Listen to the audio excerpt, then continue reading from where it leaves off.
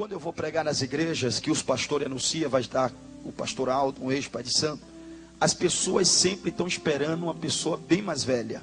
Quando eles me vê, se surpreendem. Mas eu não sou tão novinho quanto parento não, irmão. No dia 13 de dezembro, eu completei 39 anos. Eu tenho 10 anos que sou pastor. Já viajei por 12 países pregando a palavra de Deus. Já viajei todos os estados do nosso Brasil. Em cada canto e pedacinho do Brasil, eu tenho passado pregado a palavra do Senhor Jesus. Eu fiquei muito conhecido aqui no Brasil depois do ano de 2004. Em 2004 eu estive num debate com um padre chamado Padre Quevedo. Através desse debate, eu fiquei muito conhecido aqui no Brasil. Arrumei agenda para pregar em vários lugares, aqui no estado de São Paulo, onde Deus tem muito me abençoado. Eu moro ali no estado do Rio de Janeiro, em uma cidade abençoada, cidade quase toda a população é evangélico. Quem não é filho de crente, e é uma benção a minha cidade. Tenho viajado, irmão, ganhado almas para o reino de Deus.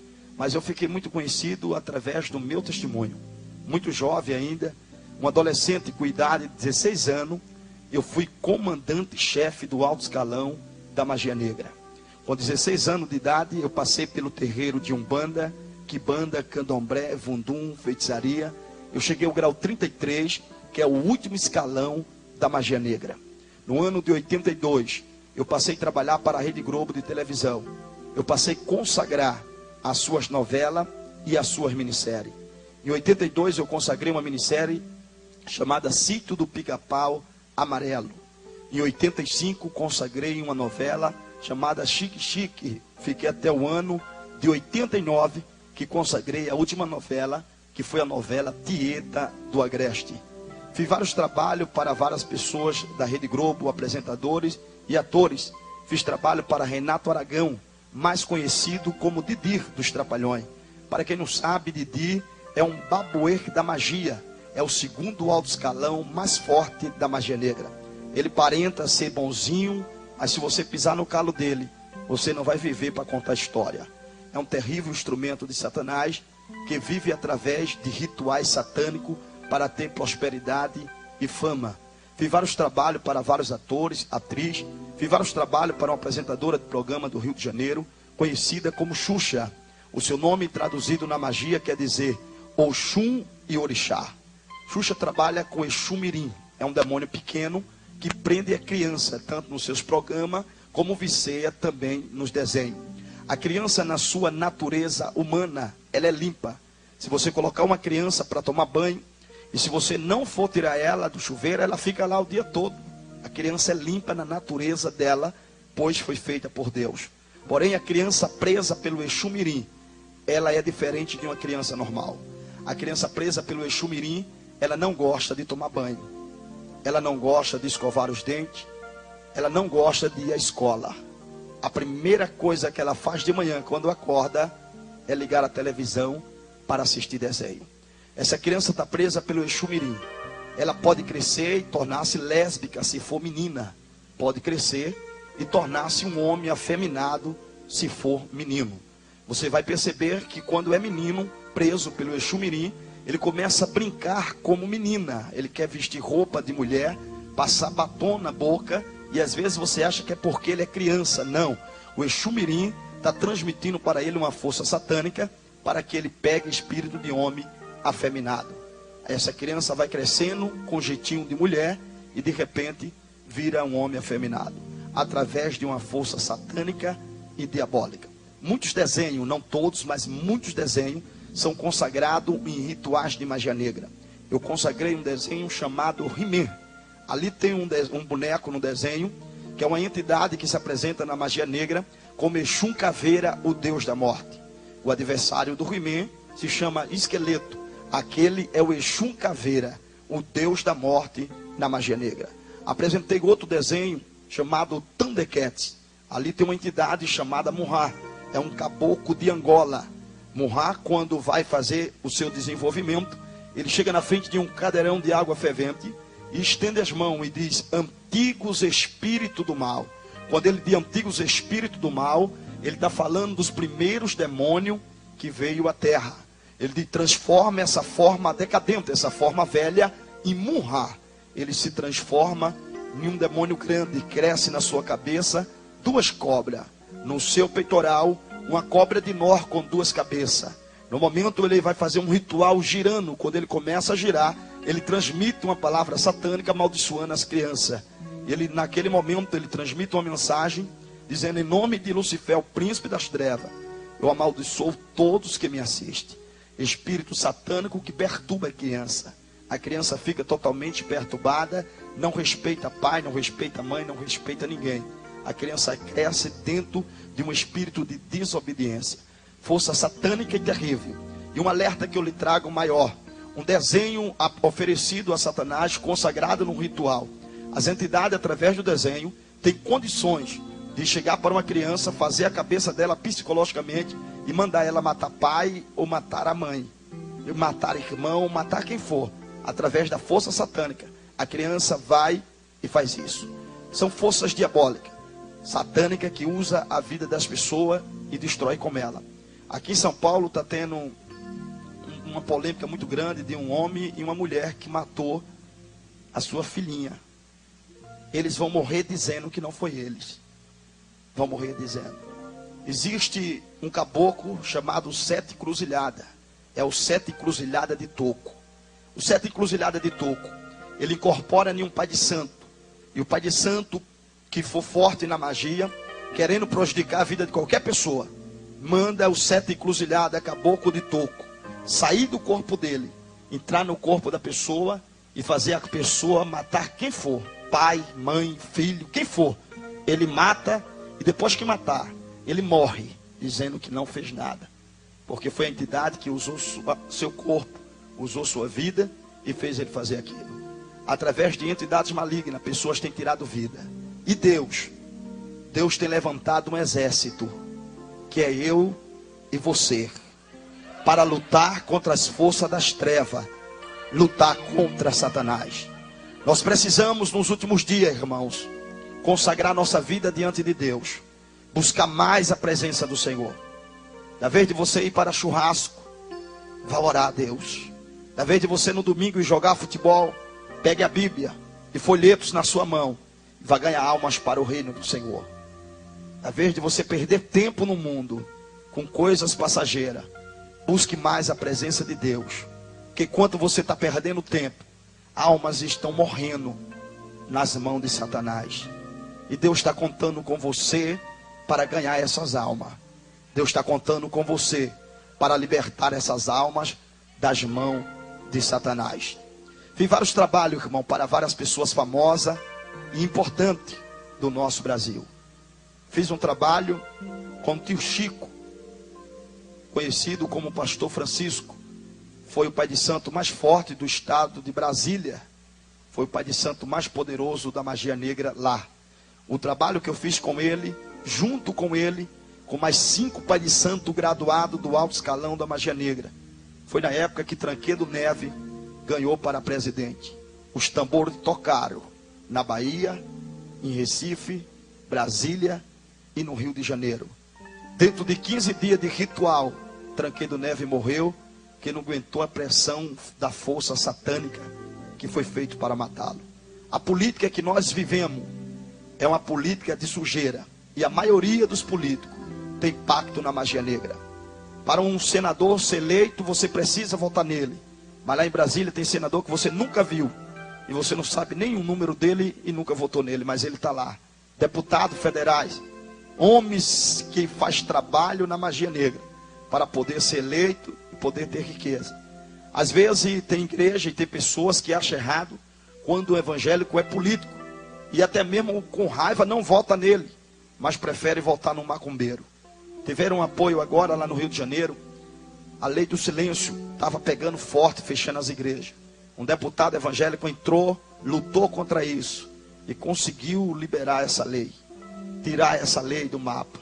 Então, irmão, precisamos colocar pessoas de Deus para que o nosso Brasil venha a ser abençoado. Nós precisamos de pessoas abençoadas pelo Senhor Jesus Cristo. Fiz vários trabalhos, fui pai de santo de cabeça de Fernando Collor de Mello e do PC Faria. fiz vários trabalhos para vários atores, atrizes, muitas pessoas ricas. Vou estar relatando algumas pessoas aqui. Mas hoje eu trabalho para o Senhor Jesus Cristo de Nazaré. O Deus que liberta o homem, resgata ele das mãos de Satanás e faz um instrumento nas suas mãos. Eu gostaria que você se colocasse em pé e abrisse a sua Bíblia comigo no livro de Revelação. É o livro do Apocalipse, capítulo de número 2 e o versículo de número 10. Nós vamos ler a última parte desse versículo. Eu vou estar trazendo aqui uma porção da palavra de Deus, pois a palavra de Deus não pode ser substituída por testemunho.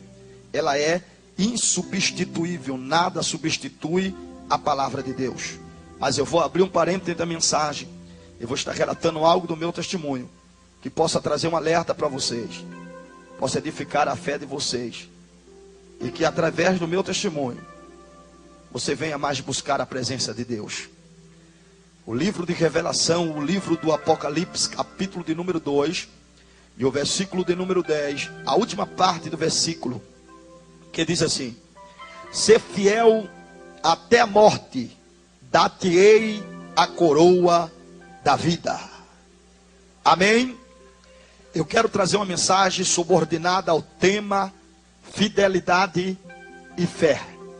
Diga comigo: fidelidade e fé. Só tem fé quem é fiel. Só é fiel quem tem fé. Fecha os teus olhos e curve tua cabeça. Querido Deus, eterno e supremo Pai, debaixo da tua graça, debaixo, Senhor, do teu poder e na unção do teu Espírito Santo, eu quero transmitir a tua genuína e poderosa palavra. Que eu venha ser, meu Deus, canal de bênção para a tua igreja. E que as verdades, Pai amado, seja revelado através da minha boca. Algo que possa trazer alerta e edificar a fé, Senhor, de cada crente aqui. Que cada crente venha ser impactado pelo poder da tua palavra.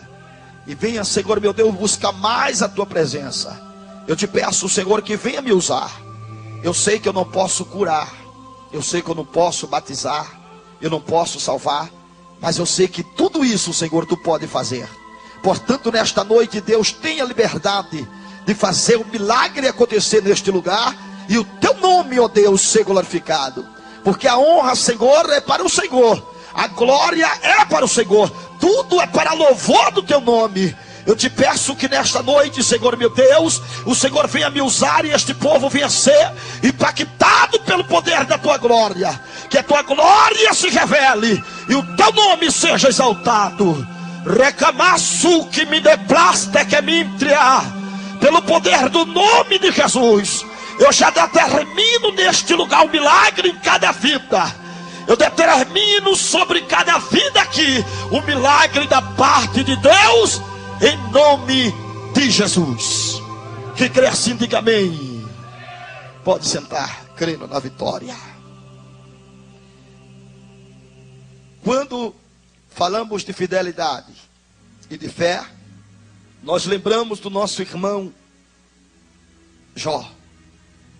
A Bíblia revela que Jó foi um homem, pode-se dizer, o homem mais provado dentro da Bíblia Sagrada. Foi Jó. Não teve nenhum outro homem que foi provado da mesma maneira que Jó. Jó era um crente fiel. A Bíblia diz que ele era fiel, temente a Deus e livrava-se do mal. Era um crente correto.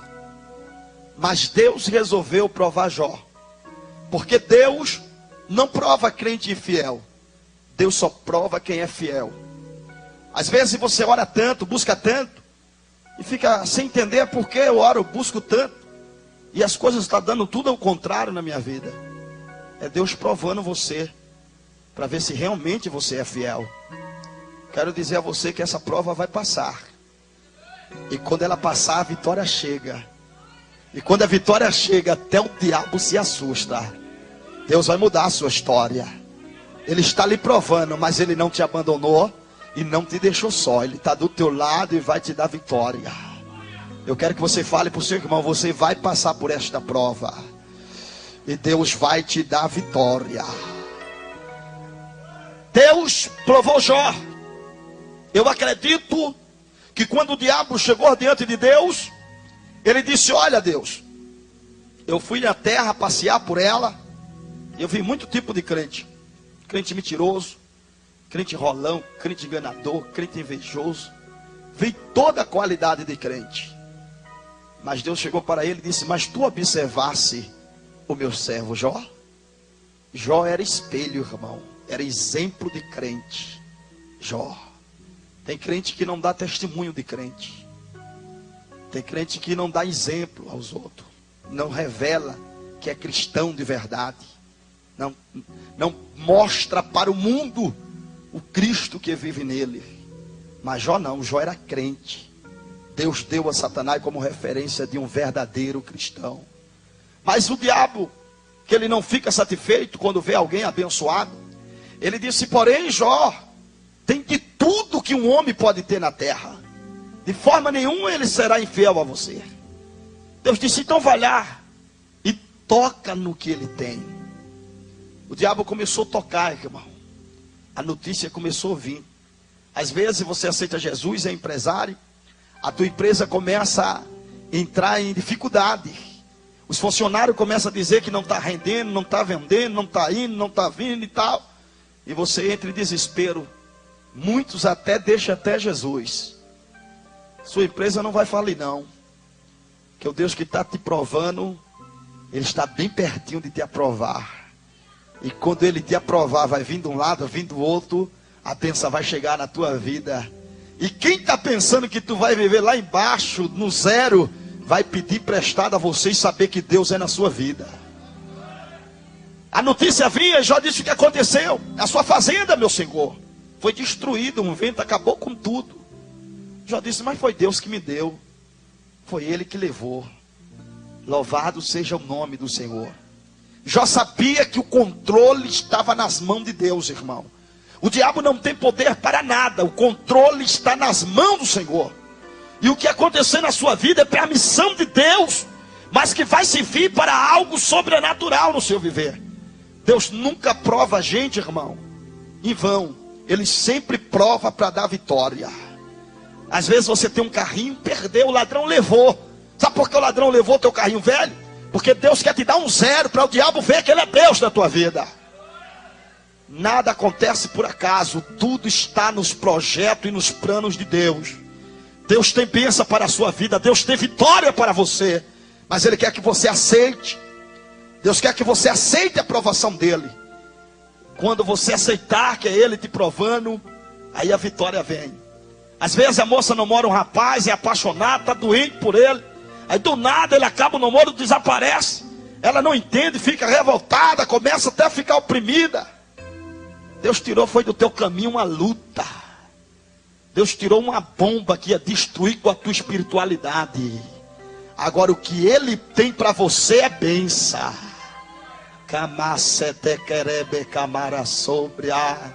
O que Ele tem para você vai mudar a tua vida. Espere no Senhor, exalte a Ele, porque tudo que Deus faz é bom. Tudo está no projeto e no plano de Deus. Já entendia isso, irmão. E ele louvava a Deus. Mas perdeu tudo que ele tinha. Tudo. A última notícia foi a fazenda da Casa Branca. A sua maior fazenda. Quando alguém chegou e disse: meu senhor, a sua fazenda da Casa Branca, veio um vento forte, bateu nas 4 colunas e a casa caiu. Jó não estava preocupado com a casa não. Ele estava preocupado com os filhos, porque eram os filhos de Jó que moravam lá. E os meus filhos, e o moço disse, eles estavam embaixo e morreram, todos eles. Jó capítulo 3 diz que Jó rasgou sua roupa e amaldiçoou até o dia do seu nascimento. Ele perdeu o que ele mais amava, seus filhos. A Bíblia diz que todo final de semana Jó se reunia com seus filhos e ele ensinava os seus filhos a tributar a Deus. O segredo de Jó, dele ser tão rico, é que ele era fiel. Você sabe por que na igreja muitos empresários não prosperam? porque não é fiel. Ele não dá o dízimo porque acha que o dízimo dele é muito alto. E o que Deus tem dado a você? O que Deus tem dado a você não é alto? E o que o devorador tem tirado de você? Enquanto você não for fiel, meu irmão, o devorador não vai sair da tua empresa, da tua finança nunca. E não adianta dar pela metade, porque o pastor não sabe, mas ele sabe. E o dízimo é uma coisa, é uma propriedade peculiar sua, é uma coisa exclusiva. Você tem que tirar em primeiro lugar os 10% e dar para o Senhor. Sabe quanto eu tinha que dar no centro? 40%. Os macumbeiros dão. E são fiel. Se não for fiel, os Exum e os caboclos pegam ele e arrebenta com ele. E eles têm que ser fiel. Deus está dizendo para mim que aqui tem muitos crentes que não têm sido fiel. E alguns estão dando dízimo pela metade. Você está perdendo o seu tempo. Seu dízimo não está valendo nada. Seja fiel, que aí o Senhor será fiel com você. Seu carro vai parar de quebrar, vai parar de furar pneu, vai parar tanta coisa na sua vida, a sua história vai mudar. Mas quando você for infiel, o devorador não vai sair da sua vida. E o que você não dá para o Senhor, o devorador leva. Aqui diz: ser fiel até a morte, dar-te-ei a coroa da vida. Já foi fiel, irmão, temente e obediente ao Senhor. Mas a Bíblia diz que Deus só deu vitória a Jó quando ele entendeu que ele estava sendo provado por Deus. Deus só pode dar vitória a você quando você entender que está sendo provada e aceitar a provação de Deus. Aí a vitória vai vir sobre a sua vida. E quando a vitória vir, irmão, muitos vão se assustar com a tua vitória. A Bíblia diz que os amigos de Jó passavam e via a situação de Jó. E ele zombava, falava mal, dizia que era pecado. E apontava de várias formas. Mas a Bíblia diz no capítulo 42 e o versículo 10, que Deus mudou o cativeiro de Jó. Deus vai mudar seu cativeiro. Fale para o seu irmão: Deus vai mudar o seu cativeiro. Deus mudou o cativeiro de Jó. E quando Deus mudou o cativeiro de Jó, os amigos de Jó agora voltaram a frequentar a casa de Jó. Porque quando estamos na prova, irmão, somos abandonados. Quando estamos na prova, os nossos amigos não ligam no nosso celular. O celular não toca mais, porque eles sabem que nós estamos provados por Deus. Mas quando estamos na bênção: oi, amada, oi, querida. Não tanto chama amado, querida, é um carinho, é um amor. Mas quando estamos na prova, até longe da nossa casa passa. Mas Deus vai mudar a sua história. Seus amigos vão voltar a frequentar a sua casa, vão voltar a ligar para você para saber que Deus te deu vitória. Labacamanta seque mende comederigdácia. Leplaste que mintria. Deus é fiel e é verdadeiro. Labacachumine que menerecia. Deus tem vitória, tem bênção para a sua vida. Quem viu você chorando, vai ver você sorrindo. Quem viu você na prova, vai ver você na bênção do Senhor. Ai de Camaraçume na raiz. Deus prova, mas não abandona e não nos deixa só. Está sempre conosco para nos dar vitória. Deus deu vitória a Jó. E a Bíblia diz que ele recebeu o dobro de tudo quanto antes possuía. Fale para o seu irmão: o que você perdeu é pouco para o que Deus vai te dar.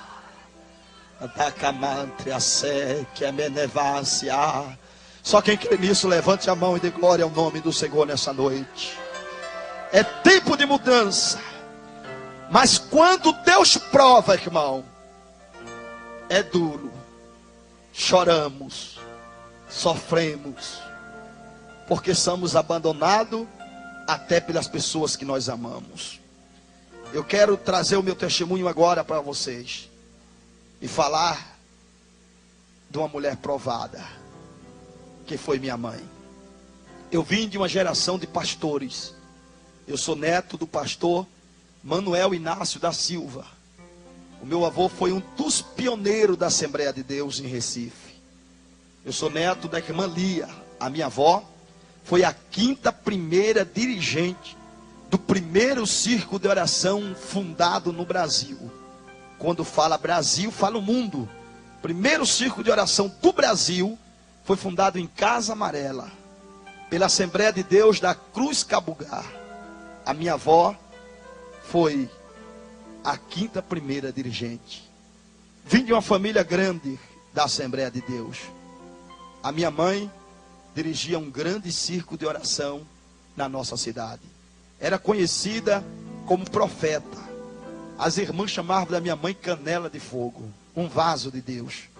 No ano de 68, a minha mãe estava grávida de mim. Ela estava num círculo de oração orando. Deus levantou uma irmã em revelação profética. Aquela irmã colocou a mão sobre a barriga da minha mãe e disse: mulher, dentro do teu ventre tem um varão escolhido por mim. Ele vai crescer e vai ser um pregador da minha palavra. A minha mãe creu, irmão, e recebeu aquela mensagem profética. Mas o tempo passou. O ano de 75, eu tinha 6 anos de idade. Eu fazia parte de um grupo na igreja chamado Cordeirinho de Cristo. Mas eu de cordeiro não tinha nada. Eu estava mais para lobinho de Cristo. Eu era a criança mais terrível da igreja, era eu. Eu perturbava todos os cultos. Eu derrubava a harpa das irmãs, Bíblia, saía correndo na igreja. Quando os porteiros vinham atrás de mim, eu entrava debaixo do banco. A igreja nossa bem maior do que essa. Eu entrava debaixo do banco e ia saindo pelas pernas do povo. O porteiro me esperava no outro lado, eu via as pernas dele, eu voltava. Aí ficava no meio ali dos bancos, não dava para eles me pegar. Eu era terrível, irmão. Corria para lá, corria para cá. Os molequezinhos, os outros, os pequenininhos que ficavam junto de mim, eu descia o couro, descia a ripa. Os meninos não queriam graça comigo de jeito nenhum. Eu era muito terrível. Mas ali, irmão, a maioria dos porteiros eram senhores de idade, não aguentavam me pegar. Mas Deus mandou um porteiro de outra cidade que veio congregar na nossa cidade. E o meu tio, que era o pastor da igreja, colocou ele na portaria. E ele era aquele porteiro zeloso. Porque tem 2 tipos de porteiro.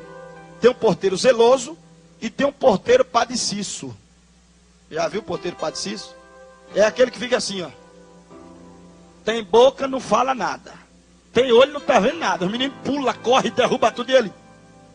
Igual um demente. Já viu um demente? Faz nada. Fica assim, ó. Serve para portaria não. Porteiro tem que ser atento. É a criança pulando, é a criança correndo e ele. A criança mexe até com ele. Desce o couro nele, ele está nem aí. Esse é o porteiro padeciço. Agora o porteiro zeloso não. O porteiro zeloso ele fica atento. Mexeu, fez barulho, correu. Ele está em cima.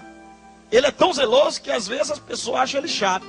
Mas não é zelo pela igreja do Senhor.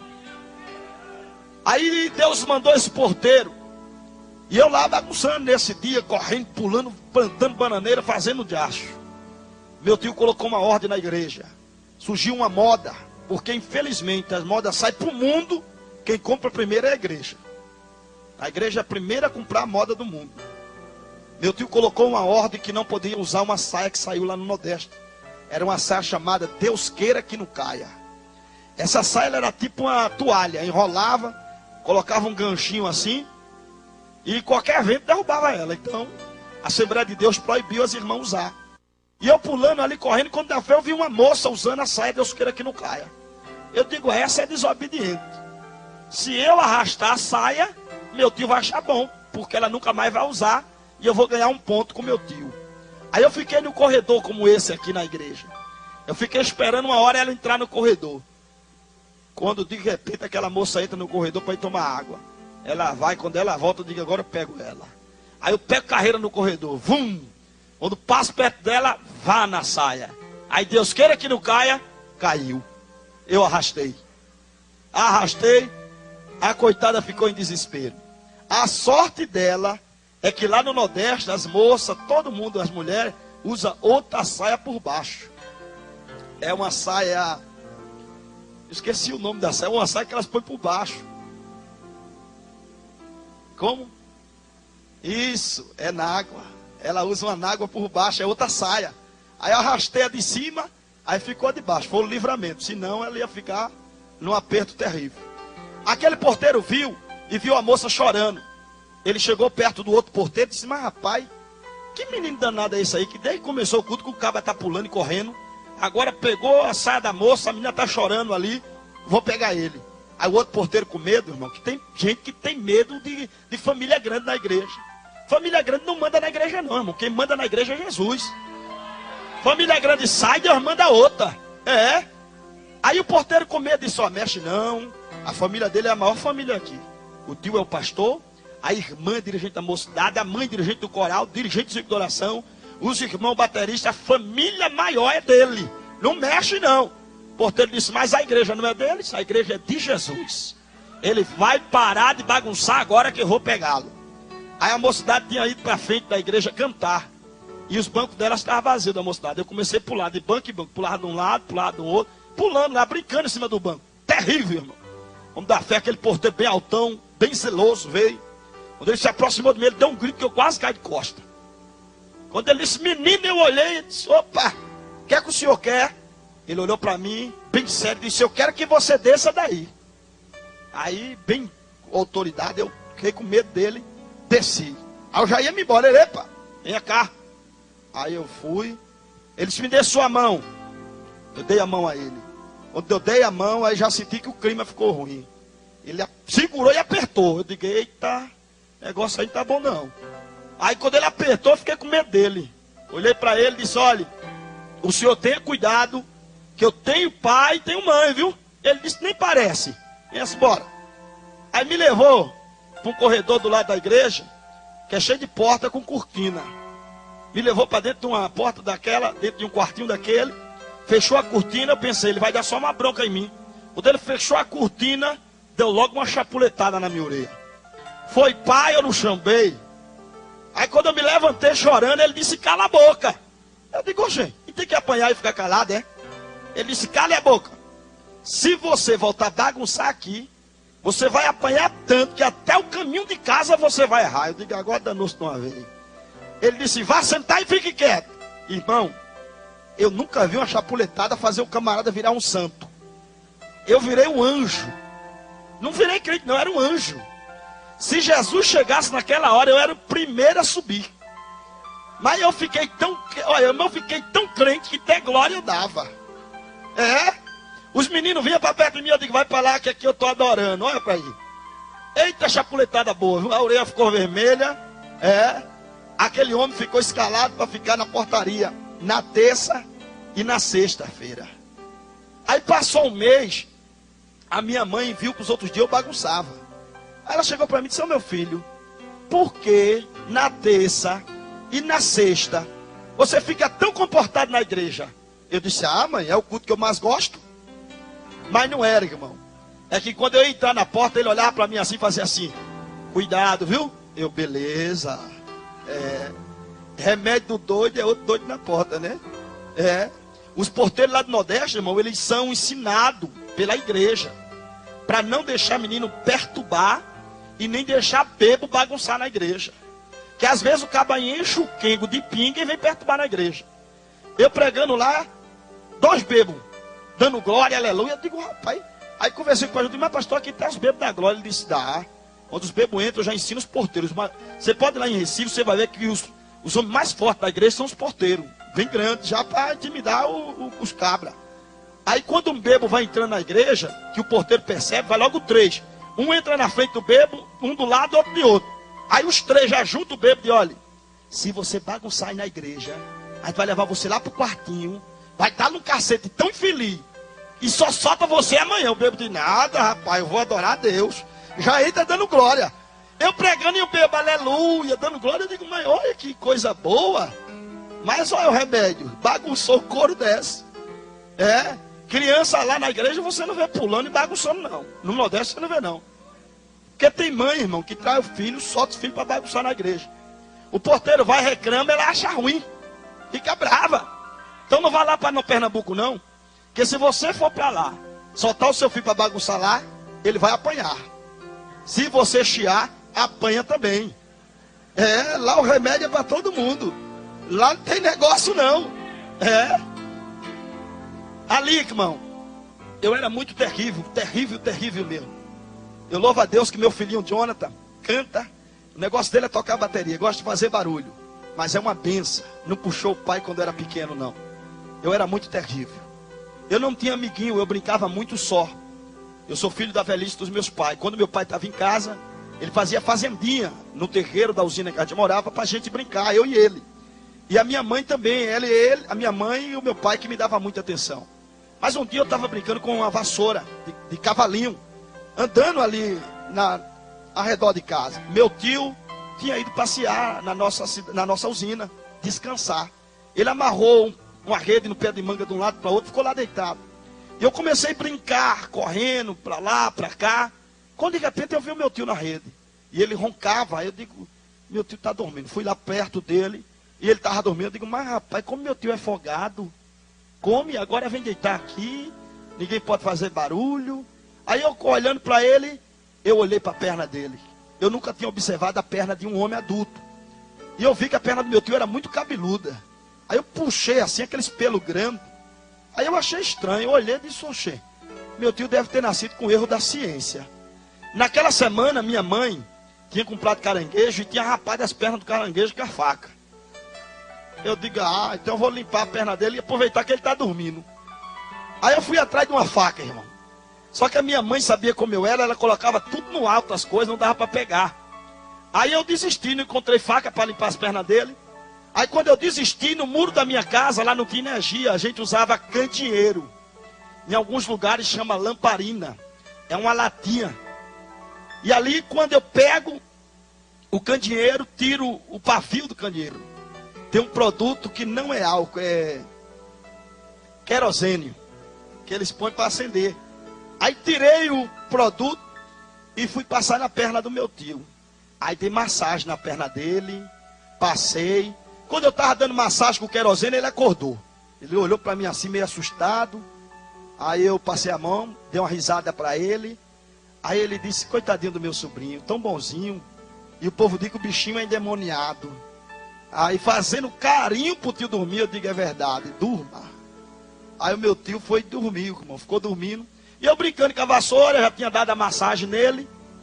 Quando eu vi que ele estava dormindo, eu voltei. Eu digo, agora é a hora da operação geral. Aí peguei o fósforo e pum, toquei fogo. Meu tio levantou, irmão, parecia filme de terror. Correndo, gritando desesperado. Queimou o corpo do meu tio inteiro, deu queimadura 3º grau. Quase que o meu tio morre. Eu tinha um instinto, irmão, dentro de mim terrível. Meu tio sendo queimado vivo e eu achando aquilo tão engraçado. Ele gritando e eu morrendo de rir. Mas depois que a minha mãe ajudou, que apagou o fogo dele, minha mãe me deu um couro que eu nunca esqueci, irmão. Me deu um couro e colocou 1 hora de joelho com milho debaixo do joelho. Para arrebentar os milhos, ficou tudo no meu joelho. Era o castigo lá, é esse. Minha mãe, quando ia trabalhar, ela procurava as pessoas para me deixar. Ninguém queria ficar comigo. Olha como eu era tão bonzinho, ninguém. Não, pode levar para lá. Lá no Nordeste, elas dizem assim, quem colocou seu Mateu é que balance ele. A minha mãe foi escalada para ir ao Recife, porque meu avô morava no Recife, e a minha mãe era a única da cidade que a gente morava, na usina, que andava um pouco no Recife, sabia andar. Porque São Paulo é perto daqui, né? Dá o quê? Quantos quilômetros? 80 quilômetros. Mas tem irmã que só está ela lá em São Paulo, ela só vem daqui uns 3 meses. E olha lá se acertar voltar. Que é a cidade, quem mora no interior, quando vai na cidade grande, fica perdidinho. E a minha mãe sabia andar no Recife. As irmãs juntaram o dinheiro e deu para minha mãe e comprar o pano para fazer a farda do ciclo de oração da festa das irmãs. E eu fui com a minha mãe, peguei o trem na cidade de Ribeirão e fomos para a cidade do Recife, a capital de Pernambuco. Chegando em Recife, descemos numa estação de trem chamada 5 Pontas. Descendo em Recife e fomos ao centro. Compramos o pano para fazer a farda do círculo de oração. A minha mãe era profeta, irmão. Quando ela chegava na igreja, as irmãs olhavam para ela e as irmãs que não conheciam diziam, olha, é aquela ali, aquela irmã ali que é o vaso de Deus. É aquela que Deus usa. Minha mãe era muito usada e as irmãs gostavam muito da minha mãe. Mas Deus resolveu provar minha mãe de uma provação dura. Quando minha mãe voltou comigo, já tinha comprado os panos, entramos dentro da estação 5 pontos. Eu entrei primeiro pela roleta e corri para se esconder. Eu fui brincar com a minha mãe de se esconder. Eu me escondi detrás da porta do banheiro da estação. A minha mãe começou a me procurar e já ficou aperreada, porque o trem estava parado. E o trem já estava indo embora para a nossa cidade. Minha mãe ficou desesperada sem saber o que fazer. Ali, irmão, minha mãe me procurando, o trem parado, sai um garoto de dentro do trem. E aquele garoto confundiu minha mãe. A minha mãe pensou que o garoto era eu. Aquele garoto usava uma roupa igual a minha. Eu estava com uma camiseta preta e um short vermelho. Aquele garoto estava com uma camiseta azul e um short vermelho. Só que aquele garoto usava também um tênis que eu também estava usando. Na época, todo garoto lá no Nordeste usava esse tênis. Era um tênisinho chamado Conga. Era um tênis azul e branco. Mas era antigo. Alguém aqui já conhece? Quem conhece aqui esse tênis? Ah, bastante gente. Esse tênis aí todo garoto usava. Quando a minha mãe viu o garoto, ela pensou que era eu. O garoto entrou novamente dentro do trem. Minha mãe correu e entrou dentro do trem. O trem fechou as portas, irmão. E levou minha mãe. Por causa de uma brincadeira. Eu perdi o colo da minha mãe. Eu perdi o carinho da minha família. E perdi a oportunidade de crescer em um lar evangélico com apoio ministerial. Perdi o privilégio. Perdi minha infância por causa de uma brincadeira. Não brinque de ser crente, não. Seja crente. Quando alguém procurar você para coisas carnais, rejeite, porque você é cristão. Agora é moda, irmão, os crentes jogar futebol. Virou moda na igreja. Mas quando você está jogando bola, almas estão morrendo, precisando de uma palavra sua, precisando ouvir que Jesus salva da sua boca. Tenha compromisso com Deus. Pare de brincar, porque senão Jeová vai trazer você numa cadeira de roda. Aí você vai parar de jogar bola e vai ganhar alma para o reino dele. Deus tem plano com pessoas aqui, além do que você imagina. Então Deus quer que você tenha um compromisso maior com ele. Rejeite o mundo e procure agradar ao Senhor de todo o teu coração, de toda a tua alma. Por causa de uma brincadeira, irmão, eu perdi minha mãe. Quando eu saí de trás da porta daquele banheiro, o trem estava levando a pessoa mais importante da minha vida, a minha mãe. A minha mãe, irmão, me defendia de tudo e me defendia de todos. Um dia minha mãe estava tirando leite da vaca no curral.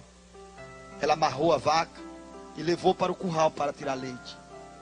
Eu ia entrando no curral, um outro garoto que estava com um pai que era boiadeiro, disse para mim: olha, não vai com essa roupa não, que vaca não gosta de cor vermelha.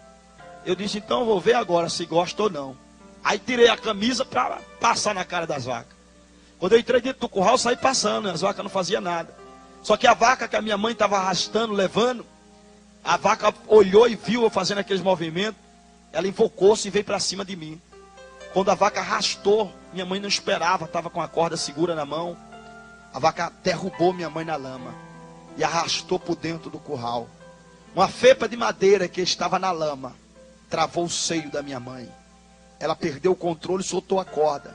Ela caiu entre a cerca. A madeira da cerca cegou seu olho esquerdo. Minha mãe caiu ali sangrando e com a bola do seu olho para fora. Os meus tios entraram, pararam a situação. Minhas pernas travou ali. A minha mãe correu machucada e me abraçou e disse: graças a Deus, meu nego, que não aconteceu nada com você. A minha mãe não estava preocupada com ela, irmão. Estava preocupada comigo. É o único ser que a Bíblia faz uma comparação com o amor de Deus. É o amor de mãe. Mãe ama mais do que marido, mais do que namorado. Mãe ama mais do que tudo. Mãe ama mais do que o pai. O amor de mãe, irmão, é sobrenatural. Se uma filha, por mais desobediente que seja, ela sai para uma balada, de 10 horas eu estou aqui, mãe. Deu 10 horas, o pai já está roncando. A mãe não. Enquanto a filha não chegar, a mãe não dorme. A mãe, irmão, é o ser na terra que merece o maior carinho. É a mãe. Mas só sabe o valor de uma mãe quem já perdeu a sua. Eu perdi minha mãe. Perdi minha mãe naquele dia. Perdi minha alegria. Perdi minha juventude como criança. Perdido, eu fiquei chorando ali, desesperada. Minha mãe voltou para a nossa cidade. O garoto que ela pensou que era eu, ela encontrou lá dentro, viu que não era. Ela ficou sem saber o que fazer. O meu pai já estava esperando a gente. Quando a minha mãe chegou, meu pai disse: cadê meu filho? Minha mãe disse: eu perdi o garoto. Meu pai rapidamente conseguiu um carro na prefeitura e voltou para Recife com a minha mãe. Eles ficaram 3 dias me procurando. O recurso financeiro do meu pai só deu para ficar 3 dias pagando hotel e gasolina me procurando.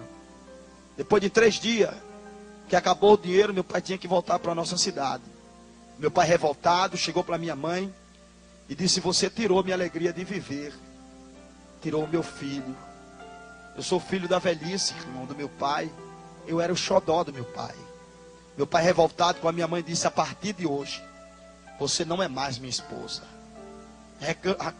Tirou o credencial da igreja, rasgou e disse à minha mãe: a partir de hoje eu também não sou mais crente. E nem quero crente na minha casa. Meu pai ficou revoltado. Não falava mais com a minha mãe. A minha mãe, quando ia dirigir o circo de oração, que ela era dirigente, as irmãs sempre admiravam ela. Mas depois que ela me perdeu, quando ela entrava na igreja, as irmãs comentavam e diziam: olha aí a irresponsável. Perdeu o garoto de 6 anos. Nessas alturas, a criança já morreu. A minha mãe curvava a cabeça, dobrava o joelho e chorava, irmão. Além de ter me perdido, era acusada pelas pessoas. Ela não tinha palavra. Minha mãe conta que quando andava na feira, cidade pequena, as irmãs diziam por zombaria: ô irmã, cadê o seu filho? A senhora não disse que ele ia voltar? Já faz 3 anos. Minha mãe dizia: mas um dia ele vai voltar.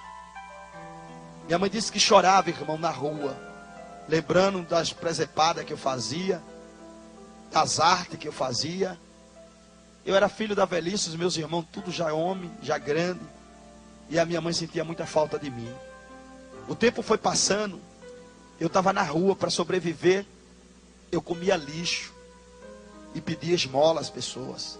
Quando você vê um mendigo pegando um pedaço de pão estragado e comendo, para você ele é nojento, mas ele está comendo porque ele tem fome e ninguém dá comida a ele. Eu comia, irmão, comida estragada, às vezes até com bicho tinha que comer, para matar a fome. Uma sexta-feira à noite eu estava dormindo.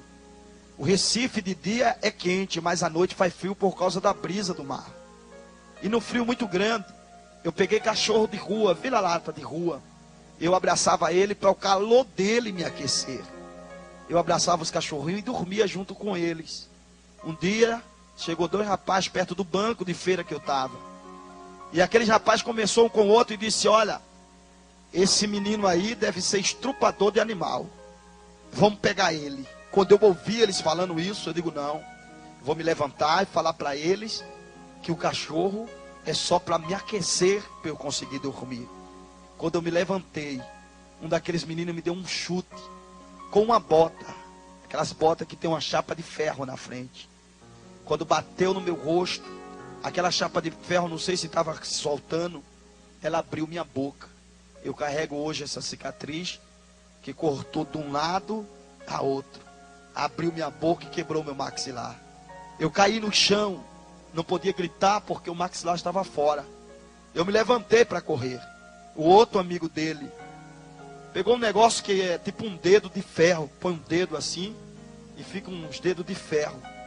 E deu um soco no meu rosto. Quando ele bateu, eu já estava machucado. Eu caí desmaiado, tremendo ali. Eu fiquei debaixo daquele banco de feira sangrando a noite inteira. Quando foi de manhã, um moço que sempre passava ali, ele me dava pipoca. E ele me viu ali naquele banco porque ele sempre passava ali. Ele me pegou e me levou ao hospital. A enfermeira, quando começou a costurar a minha boca, o médico, ela disse: mas quem fez isso com um garoto desse? O médico disse: isso aí, isso deve ser um cheira-cola, ladrão. Foi roubar a carteira de alguém e fizeram isso com ele. Costura a boca dele e põe ele para fora que ele está fedendo muito. Eu via o tratamento como eu não era nada, não era ninguém. não existia. Me tiraram dali para fora. Eu olhei para o céu, irmão, e eu lembrava que a minha mãe contava a história que Deus dava pão às pessoas da terra e água para que elas não morressem de fome. Naquele período já fazia dias que eu não tinha comida. O médico, se era para eu tomar, porque eu não podia mastigar, tomar sopa. Mas aonde que eu ia arrumar sopa? Eu não tinha dinheiro. Quando chovia, eu pegava a lama da chuva e eu bebia. Eu ia para a beira da praia e eu pegava coco, resto de coco que as pessoas bebiam e jogavam, e bebia a água do coco. O coco novinho, ele faz tipo uma laminha de coco. Eu comia aquilo, era a minha sopa. Não tinha sopa para mim. Passava noite e noite com fome. Apanhava muito dos outros garotos. Mas um dia eu estava na frente de um quartel-general antigo do Recife. Eu pensei que seria meu socorro, mas foi a maldição da minha vida. Parou uma mulher com um carro, e aquela mulher dava sopa para meninos de rua. Eu não sabia quem era aquela mulher. Aquela mulher era a macumbeira mais poderosa do estado de Pernambuco, conhecida como Tia Diná, comandante-chefe do alto escalão da magia negra. Quando eu entrei na fila para comer a sopa, ela me tirou da fila. Eu disse: a senhora não vai me dar sopa? Ela disse: claro que eu vou. Estou tirando você da fila porque você é uma criança especial. Você vai comer a sopa que você quiser. Aquela mulher me deu bastante sopa. E ela chegou para mim e ela disse: você está na rua por quê? Você não tem pai nem mãe? Eu disse: eu tenho, mas eu me perdi da minha mãe e eu não sei voltar para minha casa. Eu falei o nome da minha cidade para ela, ela disse que não conhecia. Ela falou: olha, se você quiser, eu levo você para minha casa. E eu vou cuidar de você igual um filho para mim. Eu perguntei para ela: na casa da senhora, tem comida para eu comer? Ela disse: claro que tem. Eu disse: tem uma cama para eu dormir? Ela disse: tem. Eu disse: então eu vou para a sua casa. Eu fui para o maior centro de bruxaria do estado de Pernambuco. Fica em Prazeres, perto do Beco do Mussu. Toma conta de um quarteirão a outro. Ali só entra ator, atriz, empresário muito rico, pessoas poderosas financeiramente, para fazer pacto satânico. Aquela mulher disse: olha, eu preciso de você. E você vai ser meu substituto. Eu vou ensinar você a arte da magia.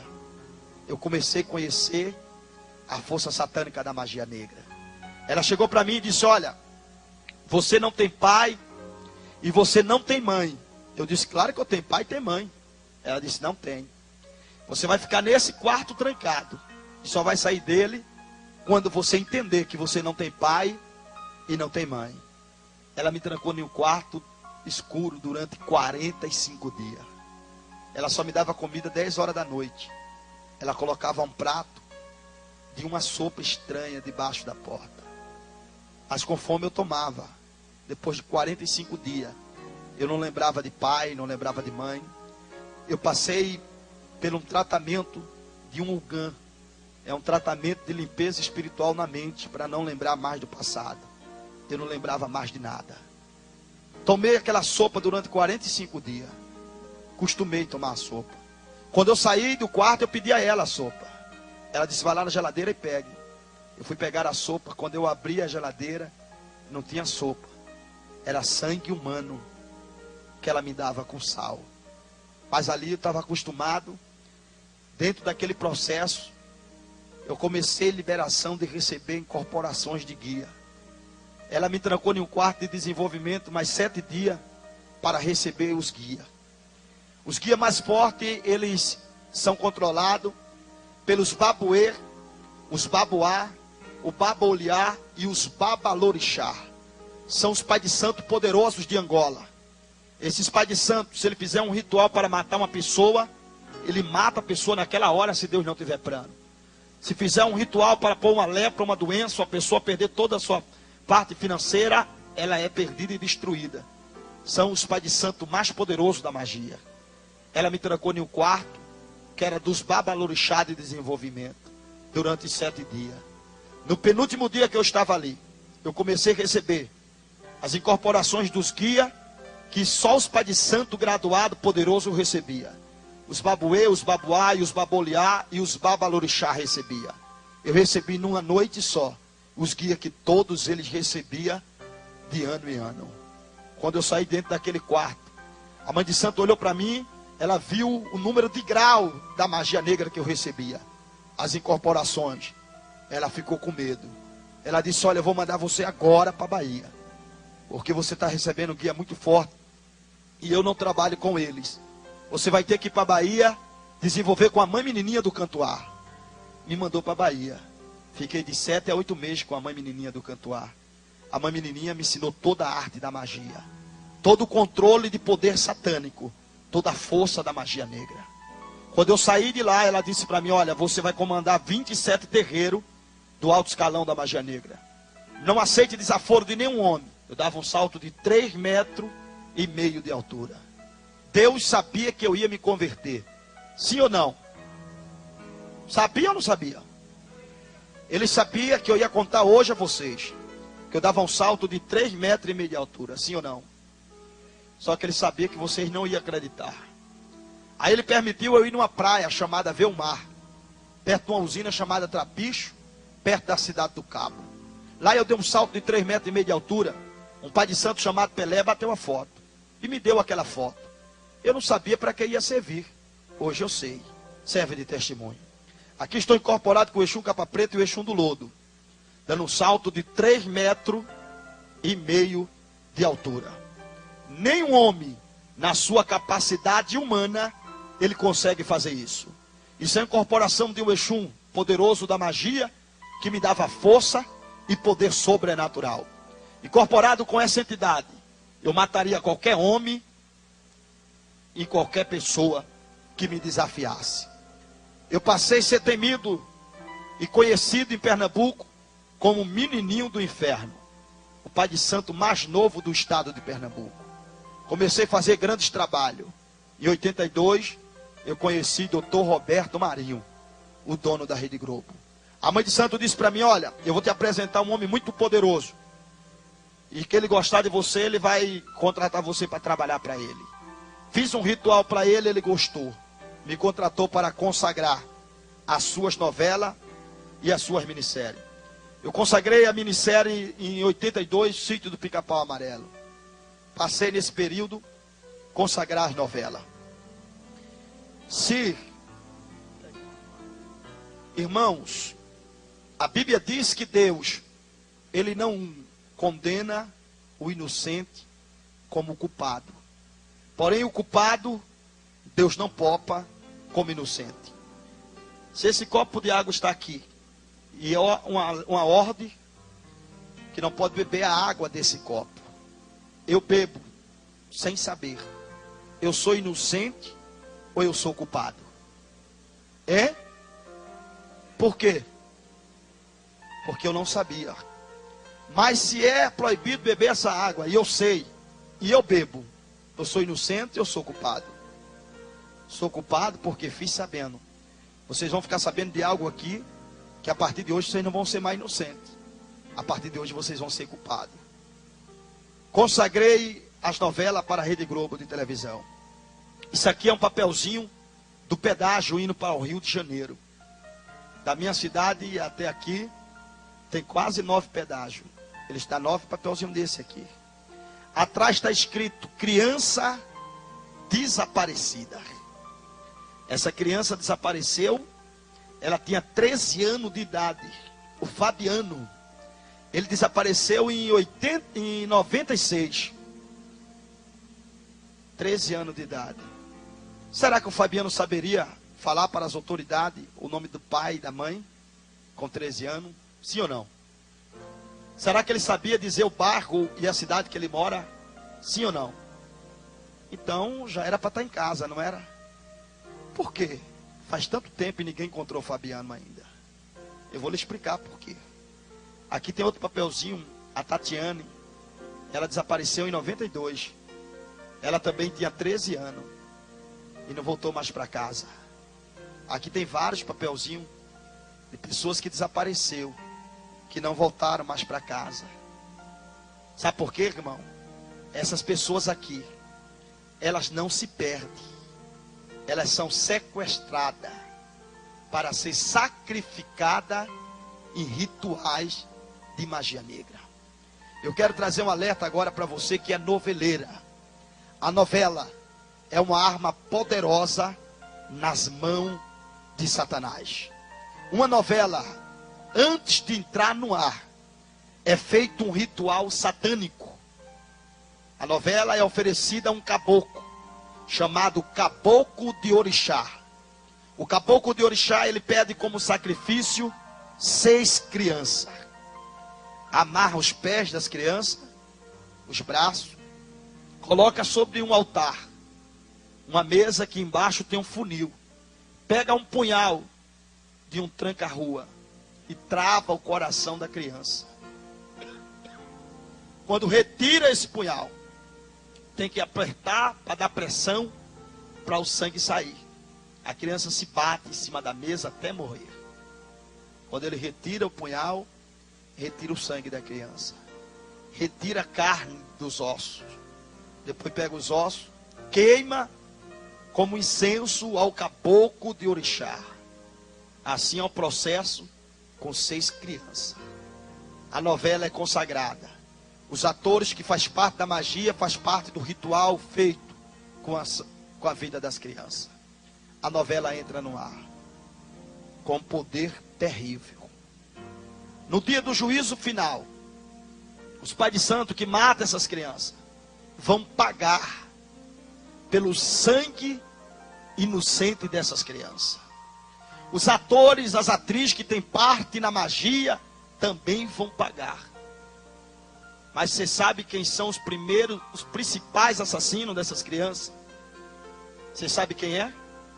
Todos aqueles que assistem novela. Você é a primeira pessoa que mata essas crianças. É por causa do seu ibope. É por causa da sua audiência que essas crianças aqui é morta. Você é a pessoa principal que mata elas. No dia do juízo final, Deus vai cobrar o sangue dessas crianças da sua mão. Vai cobrar de você. Mas pastor, eu não sabia disso não. Então você era inocente. Deus não vai cobrar de você. Você não sabia? Só que a partir de hoje, você está sabendo. A partir de hoje, você não é inocente mais não. Cada novela que você assistir a partir de hoje, coloque no seu caderninho: matei uma criança. A partir de hoje, você será culpado do sangue inocente dessas crianças. A novela, ela parece, irmão, parece ser uma coisa normal. Se você ver, você vai achar que é normal. Mas eu vou somente dar um exemplo para você ver que não é normal. Nada na televisão prende alguém como a novela. Nada. Às vezes nem Deus fala com você. O Espírito Santo dentro de você diz assim: não assista mais novela. Aí você diz: eu só vou assistir essa novela e vou parar. Aí você assiste. Aí passa a cena da outra novela. Aí você continua assistindo a novela. Você fica presa pela novela. Você basta observar. Pode pegar a moça mais calminha aqui. Tem moça que é tão calma, né, que dá até preguiça de conversar com ela. Pega ela bem calminha e põe ela para assistir novela. No momento que ela estiver assistindo novela, aí você vai brincando. Vai lá e desliga a televisão. Aí você vai ver ela pegar uma panela de pressão e quebrar em 2 bandas na sua cabeça. É o momento, irmão, que a mulher fica atacada. No momento que ela está assistindo novela, ela não quer barulho nenhum não. Se uma criança chorar, ela quer que a criança cale-se de qualquer jeito. Ela fica atacada, terrível. A novela é uma arma de Satanás. 60% da mulher que traz o marido é através da novela.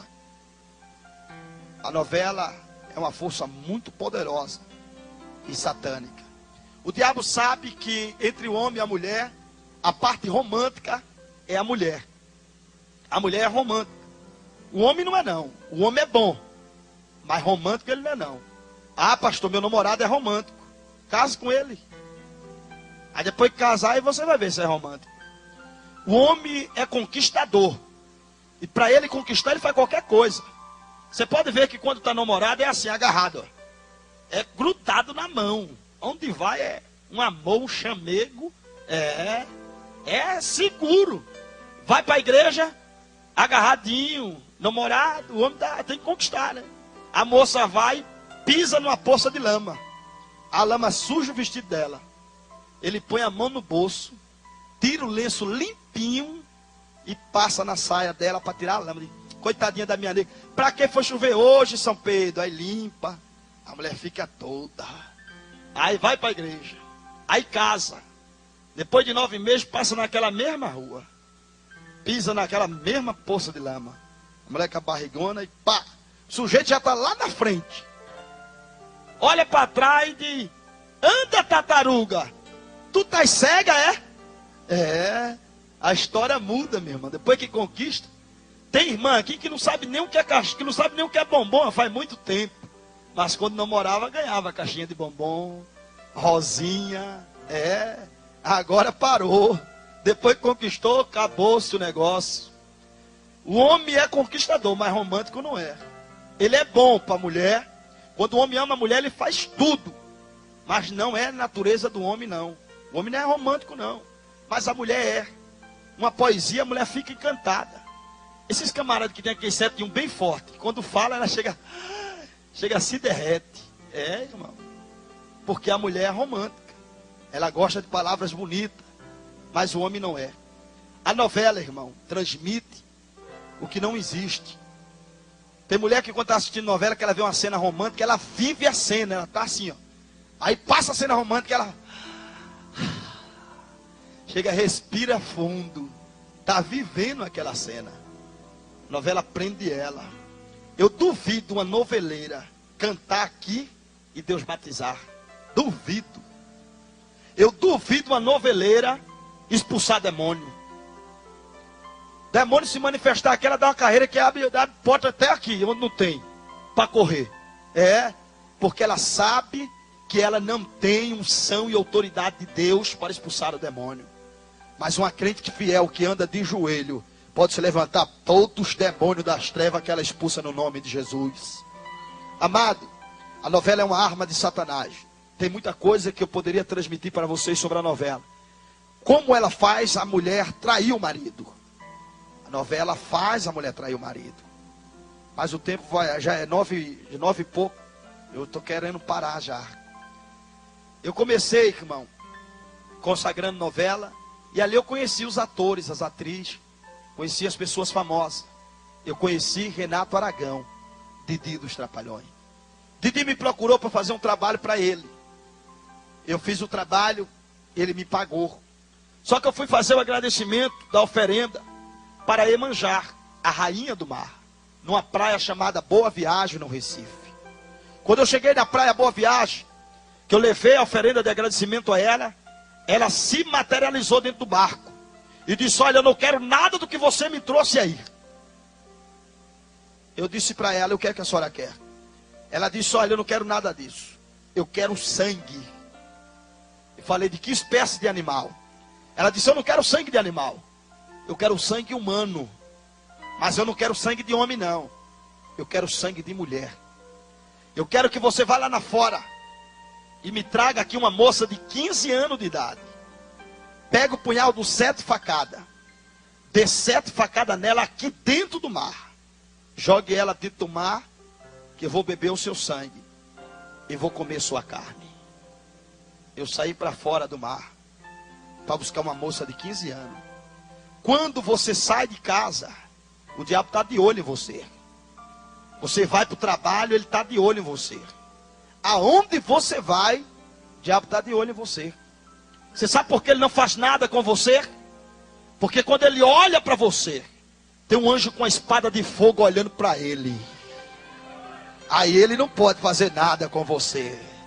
A Bíblia diz que os anjos do Senhor acampam ao redor daqueles que o temem e o livra. É por isso que o diabo não pode pegar você, porque os anjos de Deus estão do seu lado. Eu fui buscar uma moça de 15 anos. Fiquei na porta de uma escola esperando terminar a aula. Quando terminou, saiu aquela multidão de jovens. Eu fiquei esperando, mas saíam jovens com característica de ter mais idade. Ali eu fiquei esperando, quando de repente saiu uma mocinha baixinha. Às vezes é pequenininha, mas é velha que só, né? A minha esposa é desse tamanho, tem 32 anos. Não cresceu, eu não sei porquê. Eu acho que na época não tinha fermento. Aí esperei aquela moça sair. Quando saiu, fui seguindo ela. Ela entrou em uma rua que não tinha muito movimento. Eu encostei o carro rápido, desci e tem uma gravata no pescoço dela. Desmaiei ela e joguei dentro do carro. Peguei o livro da escola dela, joguei dentro para não deixar rastro. E levei. Levei para a Praia Boa Viagem para sacrificar ela. Aquela moça tinha que morrer para Renato Aragão fazer sucesso mais e ganhar mais dinheiro.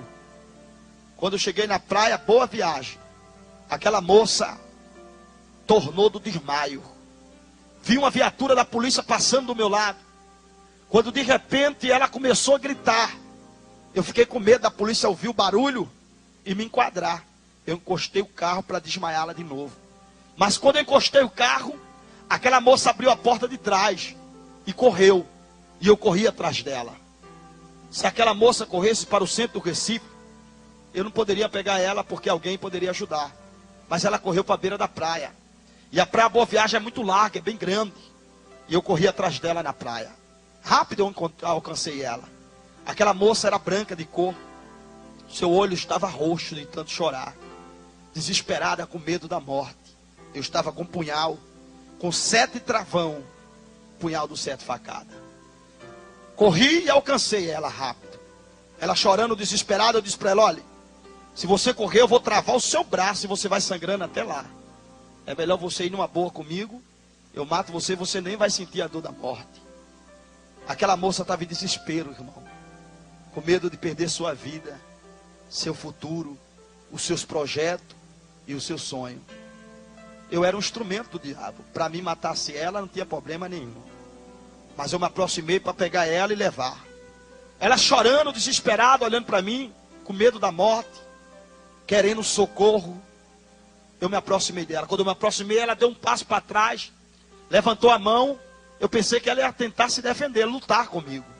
Eu digo, eu dou um soco na testa dela e desmaio.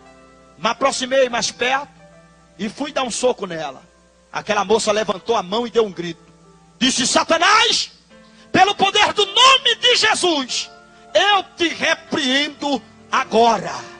Naquele momento surgiu uma luz forte daquela moça, me candeou, derrubou-me no chão, através do Exu e o caboclo que estava comigo, eu caí no chão.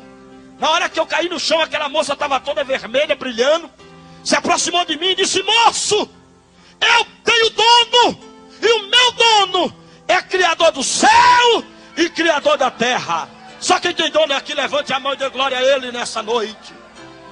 Aleluia. Naquela hora, o meu corpo paralisou e eu não consegui me levantar. Aquela moça foi embora. Quando eu me levantei, aquela moça não estava mais ali. Mas quando eu entrei dentro do carro, encontrei o livro da escola dela. E ali tinha nome e endereço dela. Eu disse, ela deve ser uma mãe de santo. Mas eu vou matar ela no ritual. Chamei os pais de santo forte para fazer o ritual comigo. Fizemos o trabalho. Eu mandei o Exu do Lodo matar ela. O Exu do Lodo não voltou mais para o centro. Eu fiz o outro ritual e mandei o Exu Caveira, o Deus da morte, matá-la. O Exu Caveira foi e voltou. Se materializou no centro. Materializado, se apresentou para mim. Eu disse, você matou a moça? Ele disse, não. Nem matei e nem posso matar. Eu não posso tocar no fio de cabelo dela. Eu disse, ela é mais graduada do que eu, é mãe de santo ela. Ele disse, não, eu não posso matar ela, porque ela pertence ao Deus Todo-Poderoso. Você pertence a um Deus que é tremendo e é terrível. O diabo não pode tocar na sua vida, porque Deus está do seu lado para te dar vitória e te livrar das mãos de Satanás. Aleluia! Eu fiquei revoltado com aquilo. Eu liguei para a mãe menininha do Cantuá na Bahia, me explicar com ela. E contei a situação para ela. Ela disse, o que a entidade disse para você? Eu disse, olha, falou para mim que a moça era crente e não podia matar. Ela disse, mas você ficou 8 meses comigo aqui. E eu falei para você várias vezes que não pode fazer trabalho contra esses cristãos. E eu disse, mas qual é o problema? Eles não é gente não? Ela disse, é gente, mas o Deus dele não deixa que a macumba pegue neles. Macumba não pega na tua vida porque o teu Deus te protege contra ela. Arabacamara sorabacamandaracia. Redova soube nagasoube derga. Eu disse agora, ela disse, olha, você lembra que eu falei que você poderia ser um grande babuê? Ou um grande babalorixá? Eu digo sim. Ela disse, você quer ser? Eu disse, claro. Ela disse, então, para de mexer com os crentes. Eu disse, se eu não parar? Ela disse, você vai morrer. Eu disse, mas quem vai me matar? Ela disse, o Deus dos crentes. Eu disse, mas a senhora disse para mim que os meus guias me protegem de tudo e de todos. Ela disse, mas dele não. Ele arrebenta com tudo. Fale para o seu irmão, o seu Deus arrebenta com o teu adversário nessa noite. Rabacabanda agachou me de que obedecia. Radorg de surg dai. Rei chope a camão, triassurg dai. Macumbeiro que faz macumba contra você vai morrer de fome, porque a macumba não vai chegar na sua vida. Não tenha medo de macumba nem de macumbeiro, porque o maior é Deus e Deus está contigo para te dar vitória. Aleluia. Apresentei, irmão, vários trabalhos nesse período. A mãe de santo disse para mim, olha, quando alguém falar para você fazer um ritual de morte, procure saber quem é a pessoa que vai ser atingida pelo ritual. E se for cristão, não adianta você fazer. Eu fiquei nesse naipe fazendo dessa forma. Uma moça me procurou depois de uns 15 dias e disse, fiquei sabendo que o senhor faz trabalho de morte e eu quero matar uma mulher. E eu disse, o que ela fez para você? Ela não fez nada para mim, só que ela está com um homem que eu sou apaixonado. E eu disse, o homem é seu namorado? Ela disse, é meu namorado e é marido dela. E eu quero matar ela para ficar com ele. Eu disse, você tem dinheiro? Ela disse, tem. Quanto você quiser eu pago. Eu disse, então eu quero que você me traga uma foto da moça. E eu quero que você procure saber que religião ela é. Aí ela, tá bom. No outro dia ela trouxe a foto e procurou saber a religião da moça. Eu disse, de que religião a moça é? Ela disse, não é nada do que o senhor está pensando não. Ela nem frequenta centro. Ela não é mãe de santo, nem frequenta centro não. Ela é uma coitada. Eu disse, eu sei. Mas eu quero saber de que religião essa coitada é, para poder matá-la. Ela disse, olha, ela é tão coitada que ela é da igreja dos crentes. Aí eu disse, é? Então você vai procurar outro macumbeiro para matar ela. Mas por quê? Eu disse, porque essa coitada da igreja dos crentes eu não posso matar. O Deus dela não deixa as entidades entrar na vida e matar ela. Você é guardado pelos anjos do Senhor. Deus guarda a tua entrada, Ele guarda também a tua saída. Se o diabo pudesse, ele tombava teu carro, matava você. Mas ele não pode, porque Deus é contigo para te dar vitória.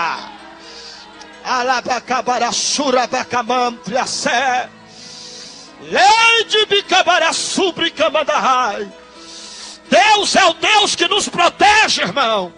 Você pode não ter dinheiro, mas você não precisa de guarda-costa. O leão da tribo de Judá está do seu lado para te dar vitória.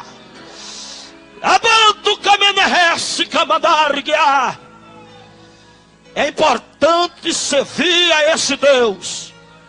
O Deus que salva, o Deus que cura, o Deus que batiza e leva para o mais alto céu. Naquele período, eu parei de fazer trabalho contra os crentes. Eu consagrei a última novela. Foi a novela Tieta do Agreste. Consagrando a novela Tieta do Agreste, irmão. Foi descoberto alguns crimes que eu havia cometido. As pessoas que trabalhavam para nós, trazendo criança, também foram presos. E entregaram o centro e me entregaram. A Polícia Federal veio me prender. Fui preso. Não podia ficar no presídio da Líbia Bruno, era o presídio de segurança máxima do estado de Pernambuco, porque a população do estado queria me matar. Eu fui enviado para o presídio São Leonardo, no estado de Alagoas. Só que o jornal e a TV do estado falou, está vindo para o presídio São Leonardo o maior comedor de criança do estado de Pernambuco, o pai de santo menininho do inferno, Macumbeiro terrível. Fez uma propaganda terrível minha. Os presos estavam tudo me esperando para me matar. Esse moço vai ser morto pouco tempo, vai ser morto em qualquer prisão aí. Porque o que falaram dele, da morte da criança, quando ele cair numa prisão, que tiver bandido mesmo, os bandidos matam ele e matam também a mulher. A população estava revoltada. O carro da polícia ficou todo arrebentado de pedra, a população jogando para me matar. E eu pensando, eu tinha na época 20 anos de idade, ia fazer 21. Eu digo, mas no final que esse povo, o que é que eles querem me matar? A revolta da população. Eu fui para o presídio de segurança máxima. Lá dentro do presídio eu fiquei em um quarto preso, que é o quarto do castigo, para depois ser liberado, para poder andar dentro do presídio. Quando me soltaram para poder andar dentro do presídio, irmão, eu apanhava muito ali dentro. Os presos me arrebentavam, era chute, pancada. Eles pegavam um espeto, que é feito com o cimento da cama embaixo, aquelas varas de ferro. Eles quebram embaixo e faz um punhal. Uma certa vez, eu estava na fila do almoço, uma fila grande. Um preso chegou do meu lado com um punhal com mais ou menos 2 palmos do tamanho do punhal. Chegou do meu lado e disse, macumbeiro. Quando eu virei, ele disse, tu agora vai morrer.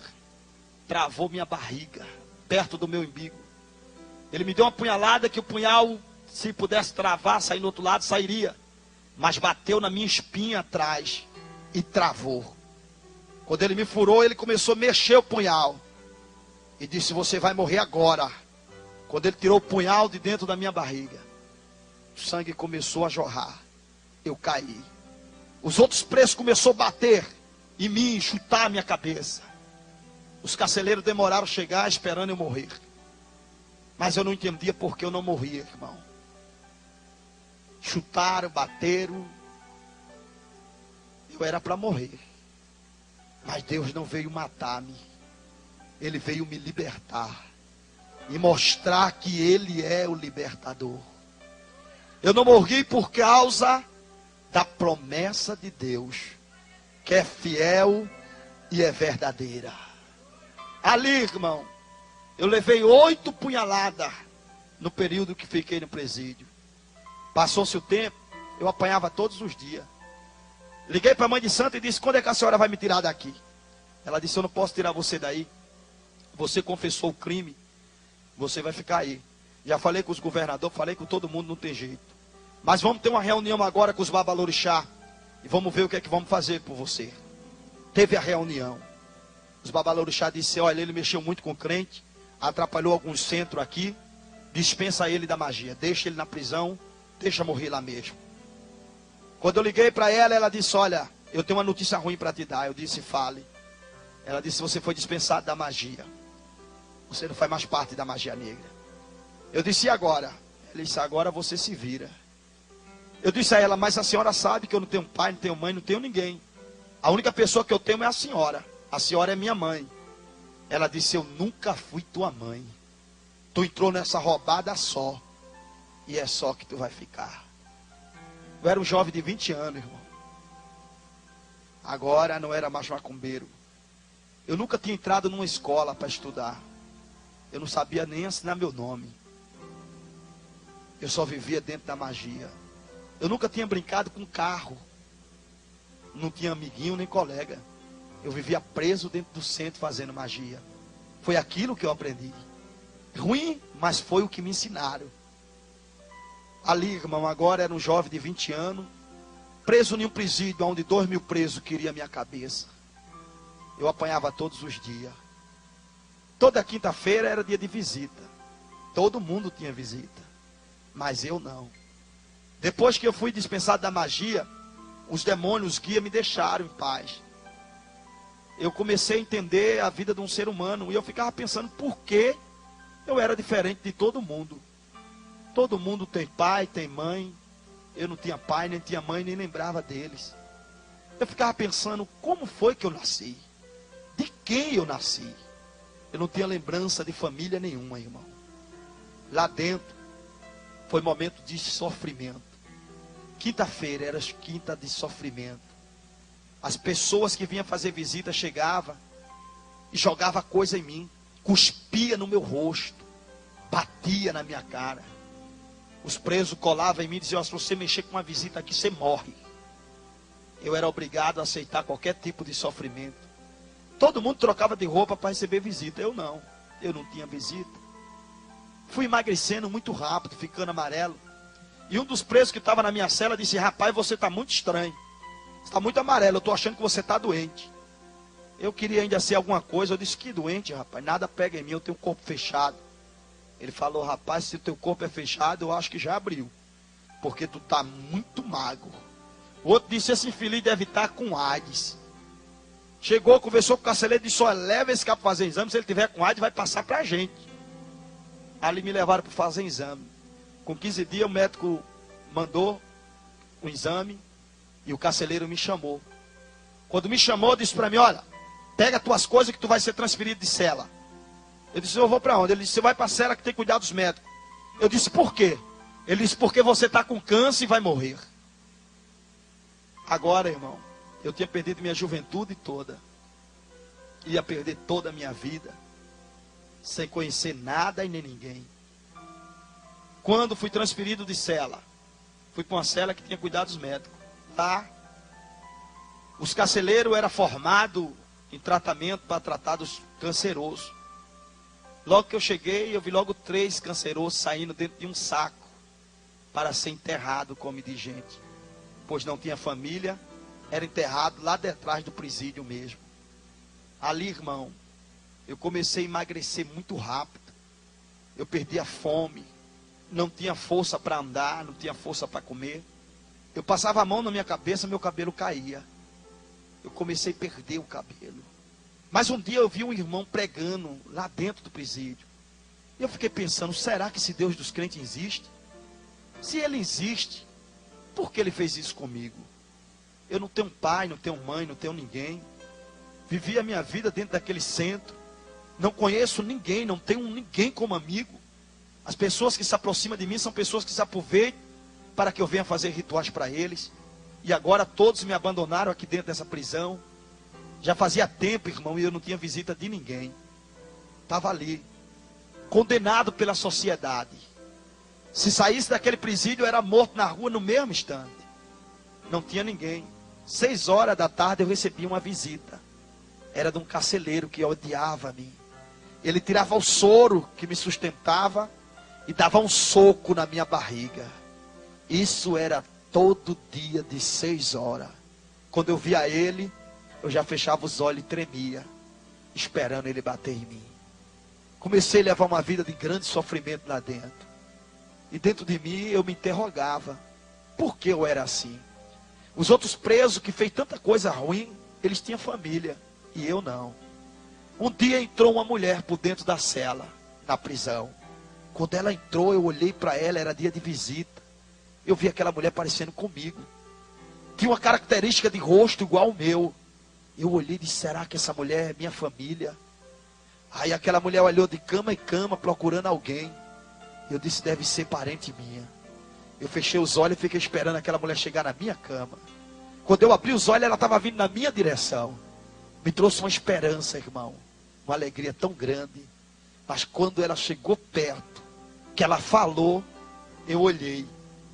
O filho dela estava do meu lado, na cama do lado. Aquela mulher pôs o filho no colo, beijou ele. Estava muito ruim ele. Abraçou, beijou. E começou a falar palavras de mãe para aquele filho. Aquelas palavras me traziam inveja. Eu comecei a chorar. Desejo tão grande de ter uma mãe. Palavras de mãe tão bonita. E aquelas palavras tão suaves. Eu fiquei ouvindo ela falando com o filho e me trouxe tanta alegria.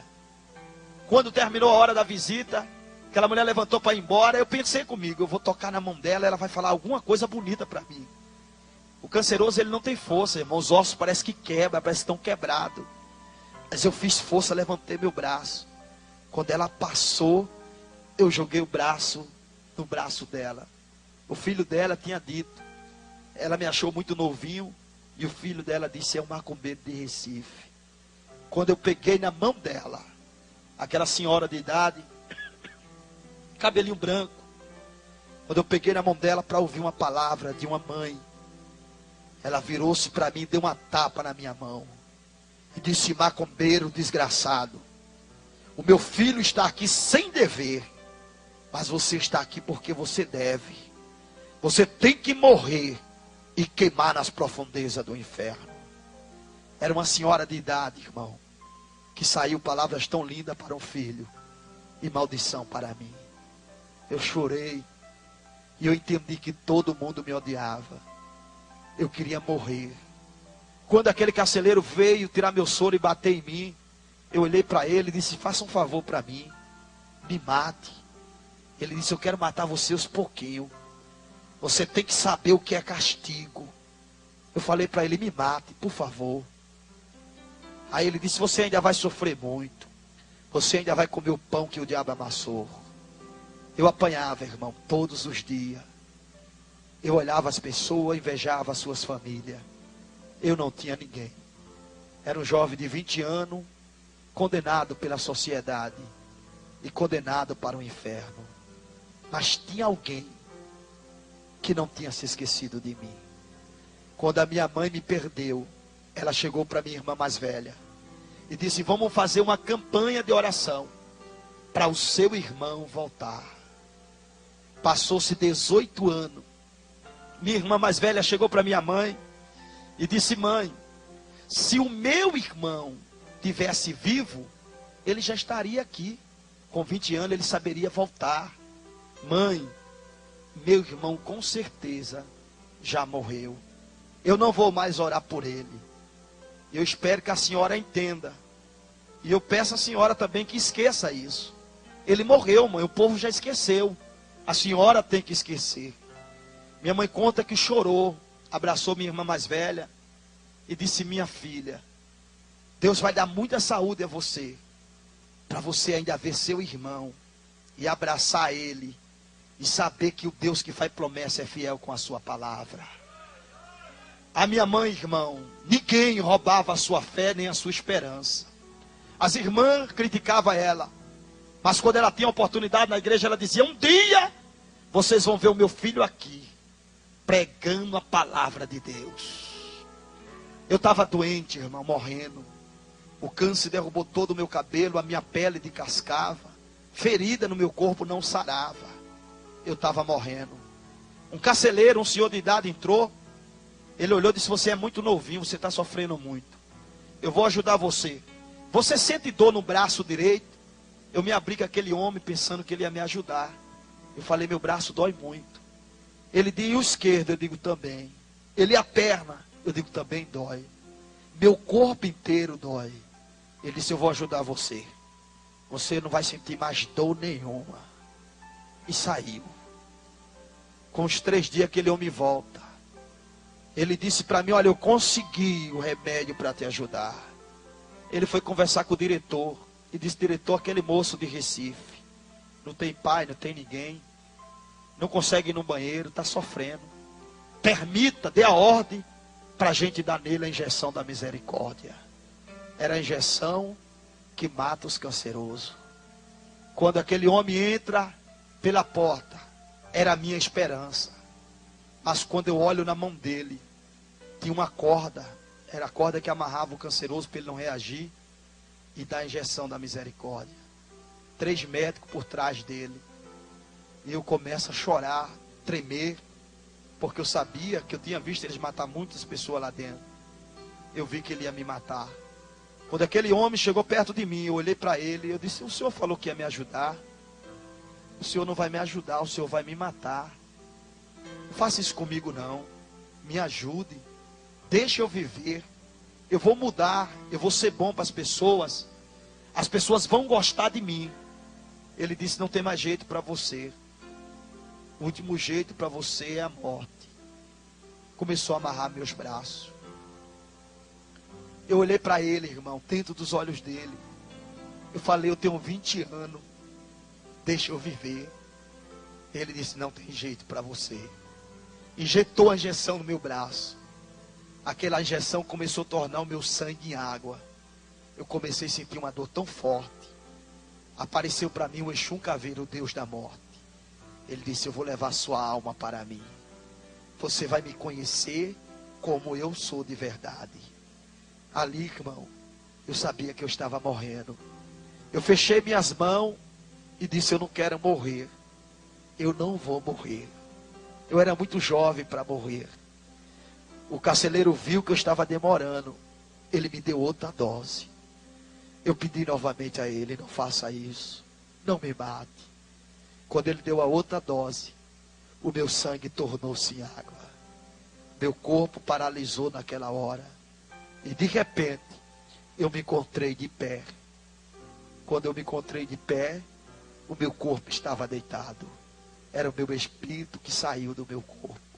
Naquela hora, irmão, eu ouvi um barulho atrás de mim. Alguém gemia. Quando eu olhei para trás, era um buraco que estava me sugando para dentro. Eu entendi que eu tinha morrido e o meu espírito ia para o inferno. Naquela hora, aquele buraco sugou meu espírito para dentro.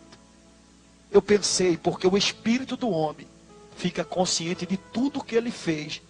Ele fica consciente. Por isso que a Bíblia diz que todos os joelhos se dobrarão diante do Senhor para ser julgado. Os vivos e os mortos. Porque o espírito tem consciência para ser condenado.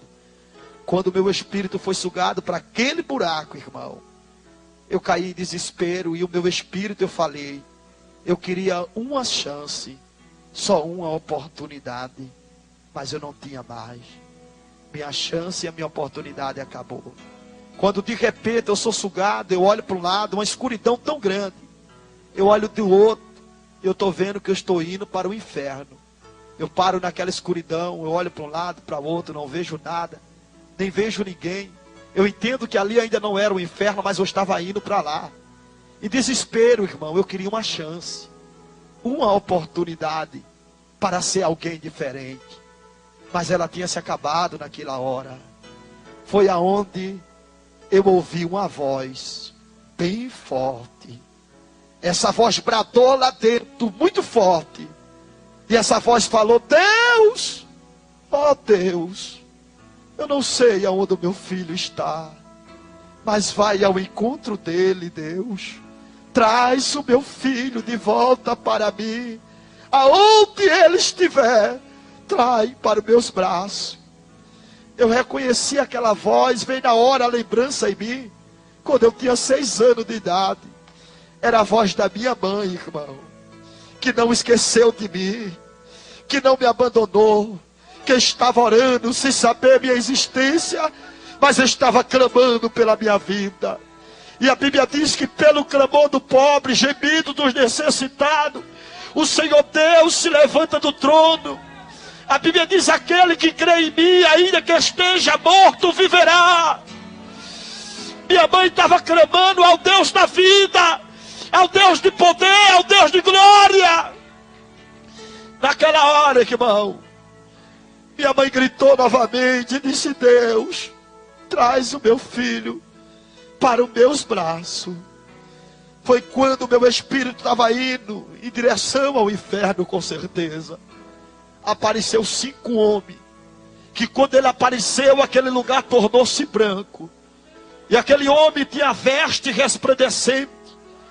E quando eu parei de frente de um deles, eu perguntei quem era. Ele olhou para mim, sua boca não batia, mas a voz saía. Ele disse: eu sou Deus da tua mãe, eu sou o dono da vida. Eu te ordeno agora, Espírito, volte para o teu corpo. Meu espírito voltou para o meu corpo. Era 7 horas da manhã. Eu pensei que aquilo era um sonho ruim que eu tinha tido. Mas quando eu abri os olhos, eu estava dentro do saco. Era o saco que enterrava os defuntos com câncer. E era enterrado como indigente. Se eu estava dentro do saco, é porque eu já estava sendo condenado morto. Mas quando o carcereiro veio me pegar, que veio verificando os sacos, quando ele abriu o meu, eu abri os olhos. Ele olhou e disse: olha, o jovem aqui, o rapaz do número 9, está vivo. Tá não, eu dei 2 injeções nele, o outro carcereiro falou. Está vivo, que ele mexeu. Ele se aproximou de mim, olhou para mim e mexeu comigo e perguntou que eu estava vivo. Eu fiz assim com a cabeça. Ele falou: o que aconteceu com você? Eu disse a ele: o Deus da minha mãe Ele me voltou novamente à vida. Abracaxominécia. Nada está perdido não, irmão. Você tem um Deus que é o Deus das coisas impossíveis. Não desista do seu sonho. Não desista não. Nada está perdido. O teu Deus está vivo para te dar vitória.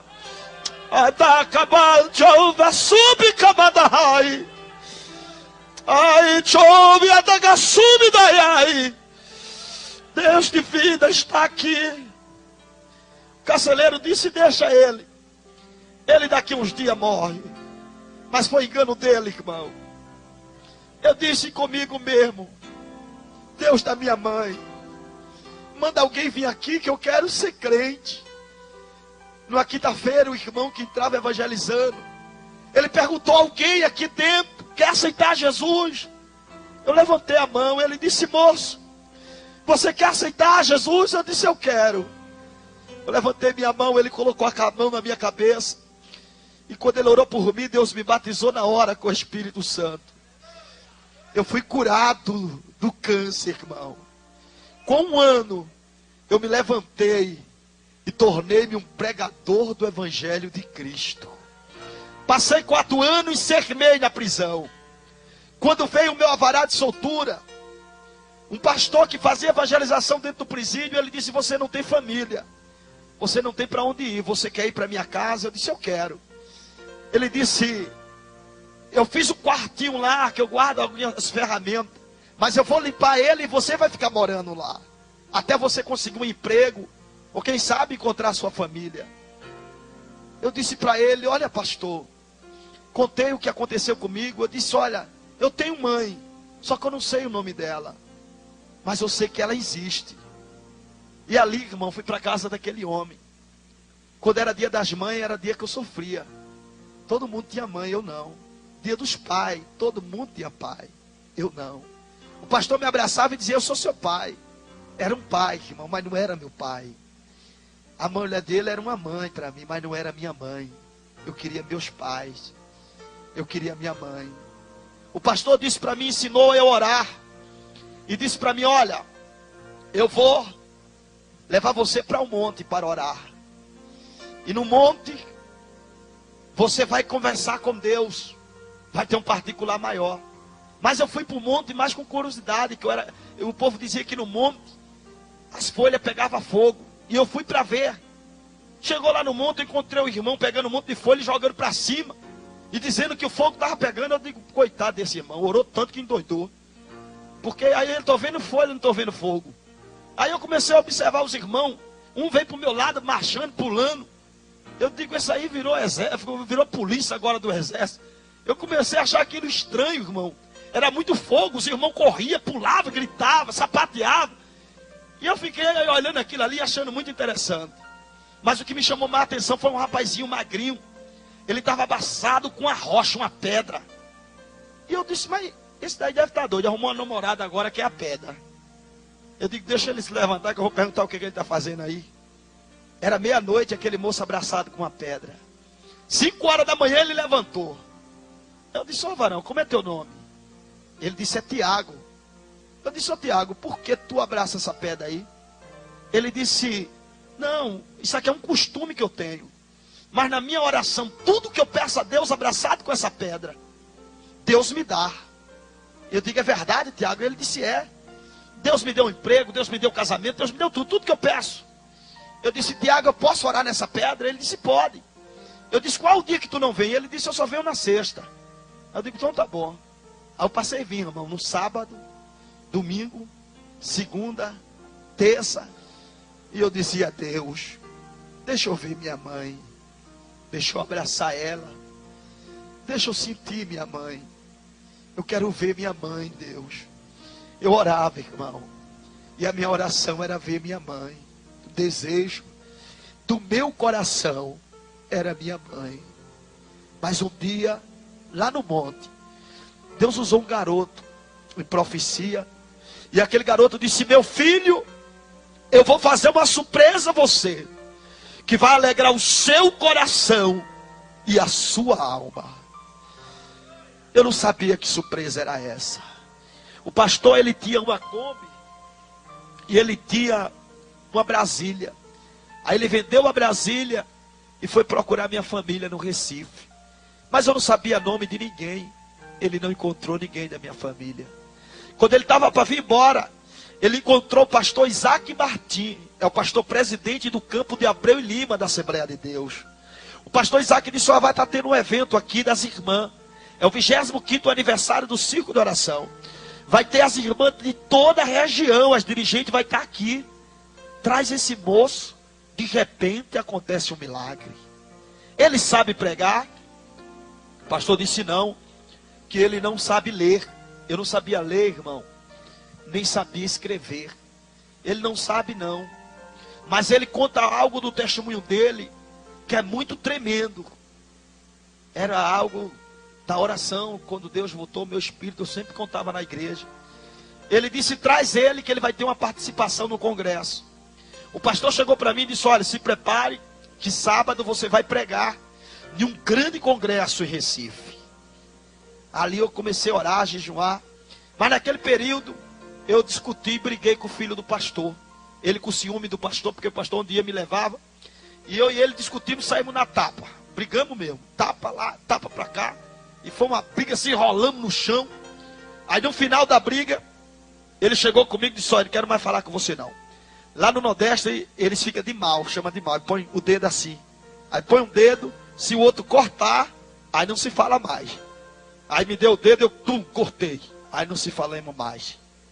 Só que ele era a pessoa que lia a Bíblia para eu poder pregar. Eu dependia dele, porque ele lia, eu gravava na cabeça e pregava aquilo que ele leu. Só que agora eu estava de mal dele.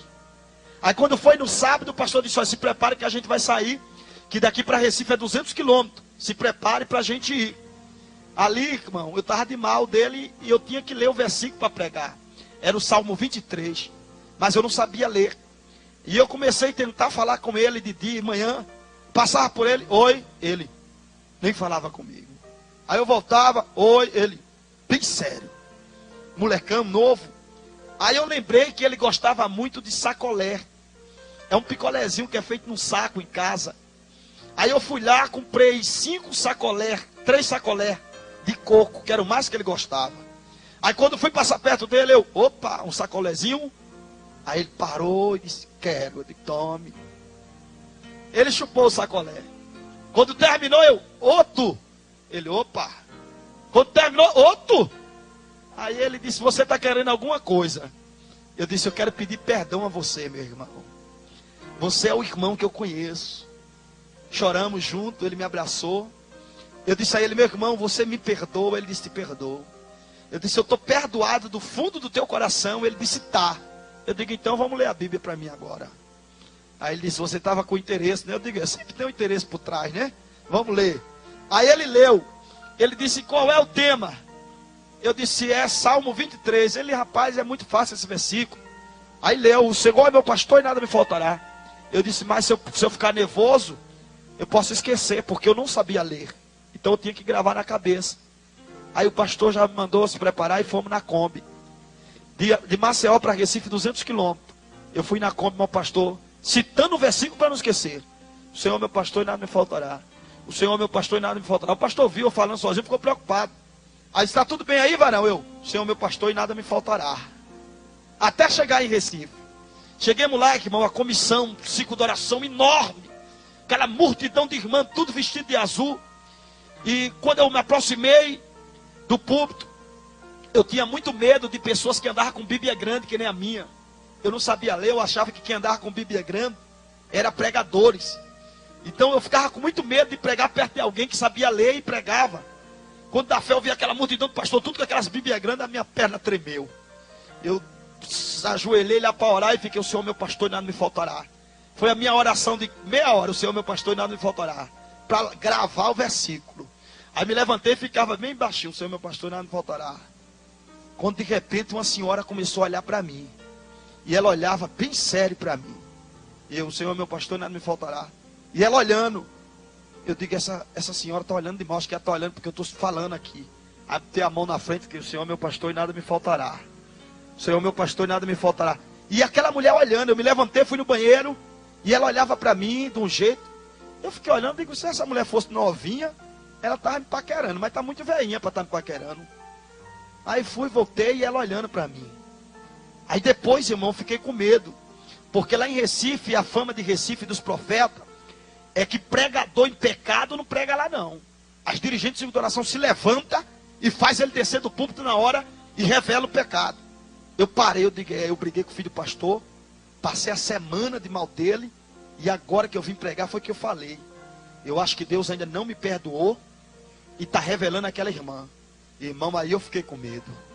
Aquela mulher olhando para mim, eu tirava o rosto para lá, eu digo, meu Jesus, tem misericórdia. Eu dizia, Deus, pope a minha vida hoje, não me envergonha aqui não. Eu morrendo de medo, irmão. Louco para me dar a oportunidade de eu falar algo rápido e parar. Quando me deram a oportunidade, eu peguei e citei o versículo, o Senhor é meu pastor e nada me faltará. Quando eu citei o versículo, aquela mulher levantou e deu um estouro bem grande de línguas estranhas. Quando ela estourou em línguas estranhas, eu digo, pronto, Deus agora revelou, foi tudo. Disse, agora eu estou arrebentado. Aí comecei logo a gaguejar, e aquela mulher se levantou, ela era bem branca, vermelha, levantou e veio na minha direção. Eu digo, Jesus, tem misericórdia, Senhor, não vai me revelar esse negócio aqui não, que eu estou arrebentado agora. E eu com medo, irmão, de passar vergonha e envergonhar também o pastor que me levou. Quando de repente aquela mulher chega perto de mim, as minhas pernas estavam tremendo. Ela colocou a mão assim e disse, moço, eu quero fazer uma pergunta e não posso deixar esse trabalho terminar, eu quero fazer agora. A igreja parou, irmão, porque aquela mulher era profeta. E a igreja sabia que algo de profecia podia sair dela. E a igreja parou para ouvir a profecia. E eu, tremendo de medo daquela mulher, ela olhou para mim bem sério. E disse, moço, eu quero fazer uma pergunta a você. E eu parei, eu digo, ai Jesus, e agora? Eu digo, faça, irmã. Ela disse, moço, porventura, moço,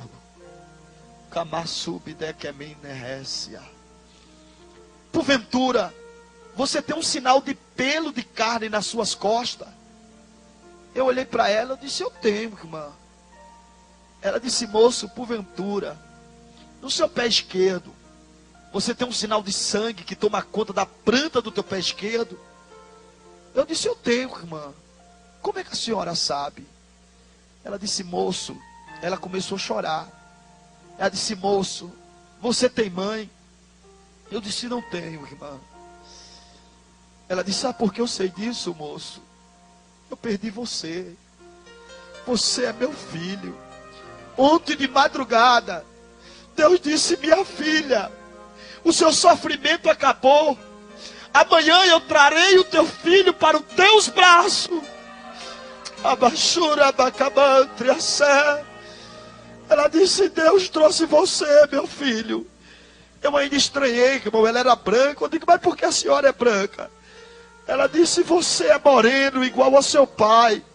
Quando você andou para tomar água, você anda igual a ele. Quando você pegou o microfone, você fala igual ao seu pai. Você é o meu filho que estava perdido. Jesus lhe trouxe de volta. Abachura, abacabante, a sério. Deus vai trazer, irmão, de volta o que você perdeu.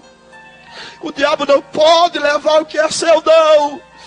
Acabar chora, becabinte, assa. Era badara subcabantre. Daqui a descer. Deus vai trazer de volta o que você perdeu. Ele é Deus e é fiel. Abracei minha mãe.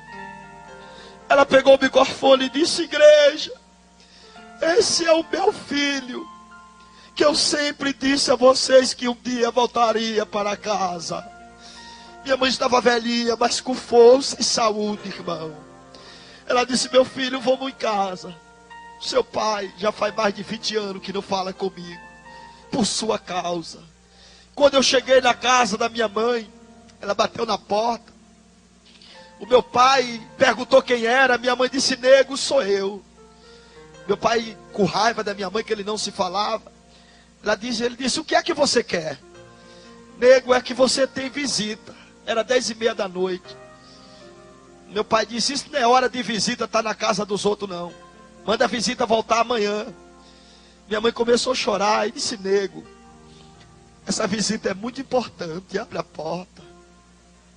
Meu pai ficou preocupado porque minha mãe estava chorando. Ele abriu a porta, irmão. Quando meu pai abriu a porta, eu olhei e eu me vi mais velho. Meu pai me olhou e me se viu mais novo. Meu pai começou a chorar e olhou para minha mãe e disse: é ele? Minha mãe disse: é. Meu pai correu e me abraçou, me beijou e disse: meu filho, minha vida se acabou por sua causa. Depois que sua mãe perdeu você, eu perdi a alegria de viver. Mas sua mãe dizia para mim todos os dias que você um dia ia voltar. Meu filho, você voltou. A chuva que vai erguer. Meu pai chorou tanto, irmão, me abraçou, me beijou por várias vezes. E disse: Deus existe, Ele é fiel. E meu pai disse para o pastor que estava comigo: quero aceitar Jesus novamente. Meu pai voltou para Jesus. A minha mãe ligou para minha irmã mais velha. A minha irmã pensou que tinha acontecido alguma coisa com meu pai. Entrou dentro de casa, nas carreiras, e disse: mãe, o que aconteceu? Aconteceu alguma coisa com meu pai? Minha mãe disse: não, é seu pai ali. E o que aconteceu? Minha mãe disse: minha filha, está vendo aquele moço ali? Minha irmã disse: parece com meu pai. É o irmão que você parou de orar. Minha irmã começou a chorar e me abraçou. E disse: meu irmão, me perdoe. Eu parei de orar porque eu pensei que você estava morto. Mas você está vivo. Deus, irmão, é Deus. Acredite no que Ele prometeu a você. Se coloque de pé. Creia no que Deus prometeu.